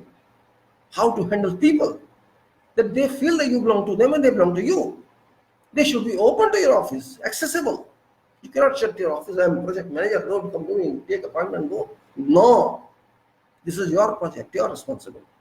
If your man comes here for some talk, you better talk to him for 5 minutes or so. If he has some problem, you have to solve it. He will think of you 10 times. He will accept your instructions and do work for you. If you ignore him, keep a distance, he will keep a distance from you. He will talk to foreman, he will talk to someone else who will misguide him and say, I have seen some people say, oh, give me some Pepsi, I will talk to you later on. This happens. Hey, I will give you this sanction only when you do this for me. They blackmail them. Your worker should say this engineer or this manager is clear. He is straightforward. That personality you need. If you cannot generate that personality, you are a failure. Every minute, every act, every conduct of yours count in field. Design is different. In design, you don't handle people. You handle your mind only, your procedures only, your codes, your formulas, your software. But site is leader. Those who can lead site, who can lead themselves, who can lead others, who can push others be led, others be run, that person is called real engineer. I don't want to be manager if I am a good engineer. Why? Engineer is a manager. Who says engineer is not a manager? Every engineer is a manager, because engineer extracts works from lowest run of society who don't know ABCD. He uses them to produce some work. So he is best manager. If an MBA takes work from a graduate, what manager he is? Both are educated. You are taking work from your equivalent person. You are not doing something specific. An IAS taking work from another IAS. What you are doing? Nothing. You are educated, he is educated, both are working, so you are not being specific. But a person who takes work from a donkey level mind, you can say donkey level means he doesn't know anything. You are forcing him to work for you, that is called management. So engineer is a born manager. Believe it. You just taking work from a lowest rank of society to highest of managing director and client and government people and vendors, highest vendor, dealing with chairman of vendors, dealing with subcontract sale. That is called management. MBA is very small in comparison to engineer's attitude. MBA is nothing. Right man for right job. You know it. I studied social science, sociology. It was taught right man should be for right job. What is even that? Right mind for right job, right work for right job, right attitude, right development, right personality, right talk, right writing. All these are required for personality development. What they will teach us? Nothing. We know everything. Only thing is we are unable to express ourselves. Engineers' failure is that engineers cannot write first of all. It's difficult for him to write and communicate. Failure is communication. Failure is expression. Hesitation inside. Oh, I am very small. I is very big. MBA is very big. This after passing engineering, why do you want to do MBA? Only because of package you expect. That's the only reason. If you get package as an engineer, you will not go to MBA. Why shall you go? If you get higher salary in IAS, you shall not like to join IAS. For what? This is our weakness. Because we don't develop ourselves. English is a language. Communication is a language. Just learn it. What problem is there? You spend some time once a week, 1 hour, 2 hours, watch some program or write yourself, write something wrong or right and get answer. Nowadays you're writing mails. Check some language, learn it. What's the problem? Don't worry about translation of grammar. Speak something, write something, do speak something. One time you are wrong, second time you are wrong, third, fourth time you shall be right. That is called skill development. It's not only engineering skill development, it is commercial skill development, it's communication skill development, it's coordination skill development, it's public skill development. You are a public relation officer, you are an engineer, you are a manager, you are a doctor, you are a organizer, you are a vendor, you are a man, you can say you are a manager of whole site, you are a manager of company, you are everything. It is up to you how you develop your energy. On sites, you have to develop energy. You don't depend upon others. People will come to you. If you depend upon others, they will torture you. If you expect people to come to you and report to you, they will torture you. They will make mistakes. If you don't worry about them, you ignore them, they will come to you. This is human psychology. If you go something, write into someone, please write and type it. You will make 10 mistakes in one letter. Then come check it again, then send 2 mistakes. Like this, you will waste your 4 hours. And if you do yourself, you will come, give me something, I will work for you. This is human tendency. Well, it's okay. In next talk, in next way, we will work further on skill development. We'll extend this talk, and I think you may like it. I hope, because I'm not giving complicated. Only thing I am taking your time, and that is very important here. And I think I should now close it better. And thank you very much for kind. Again, I'm giving my identity for those who could not see that. And that's it. Thank you very much. Bye bye, gentlemen. Thanks again.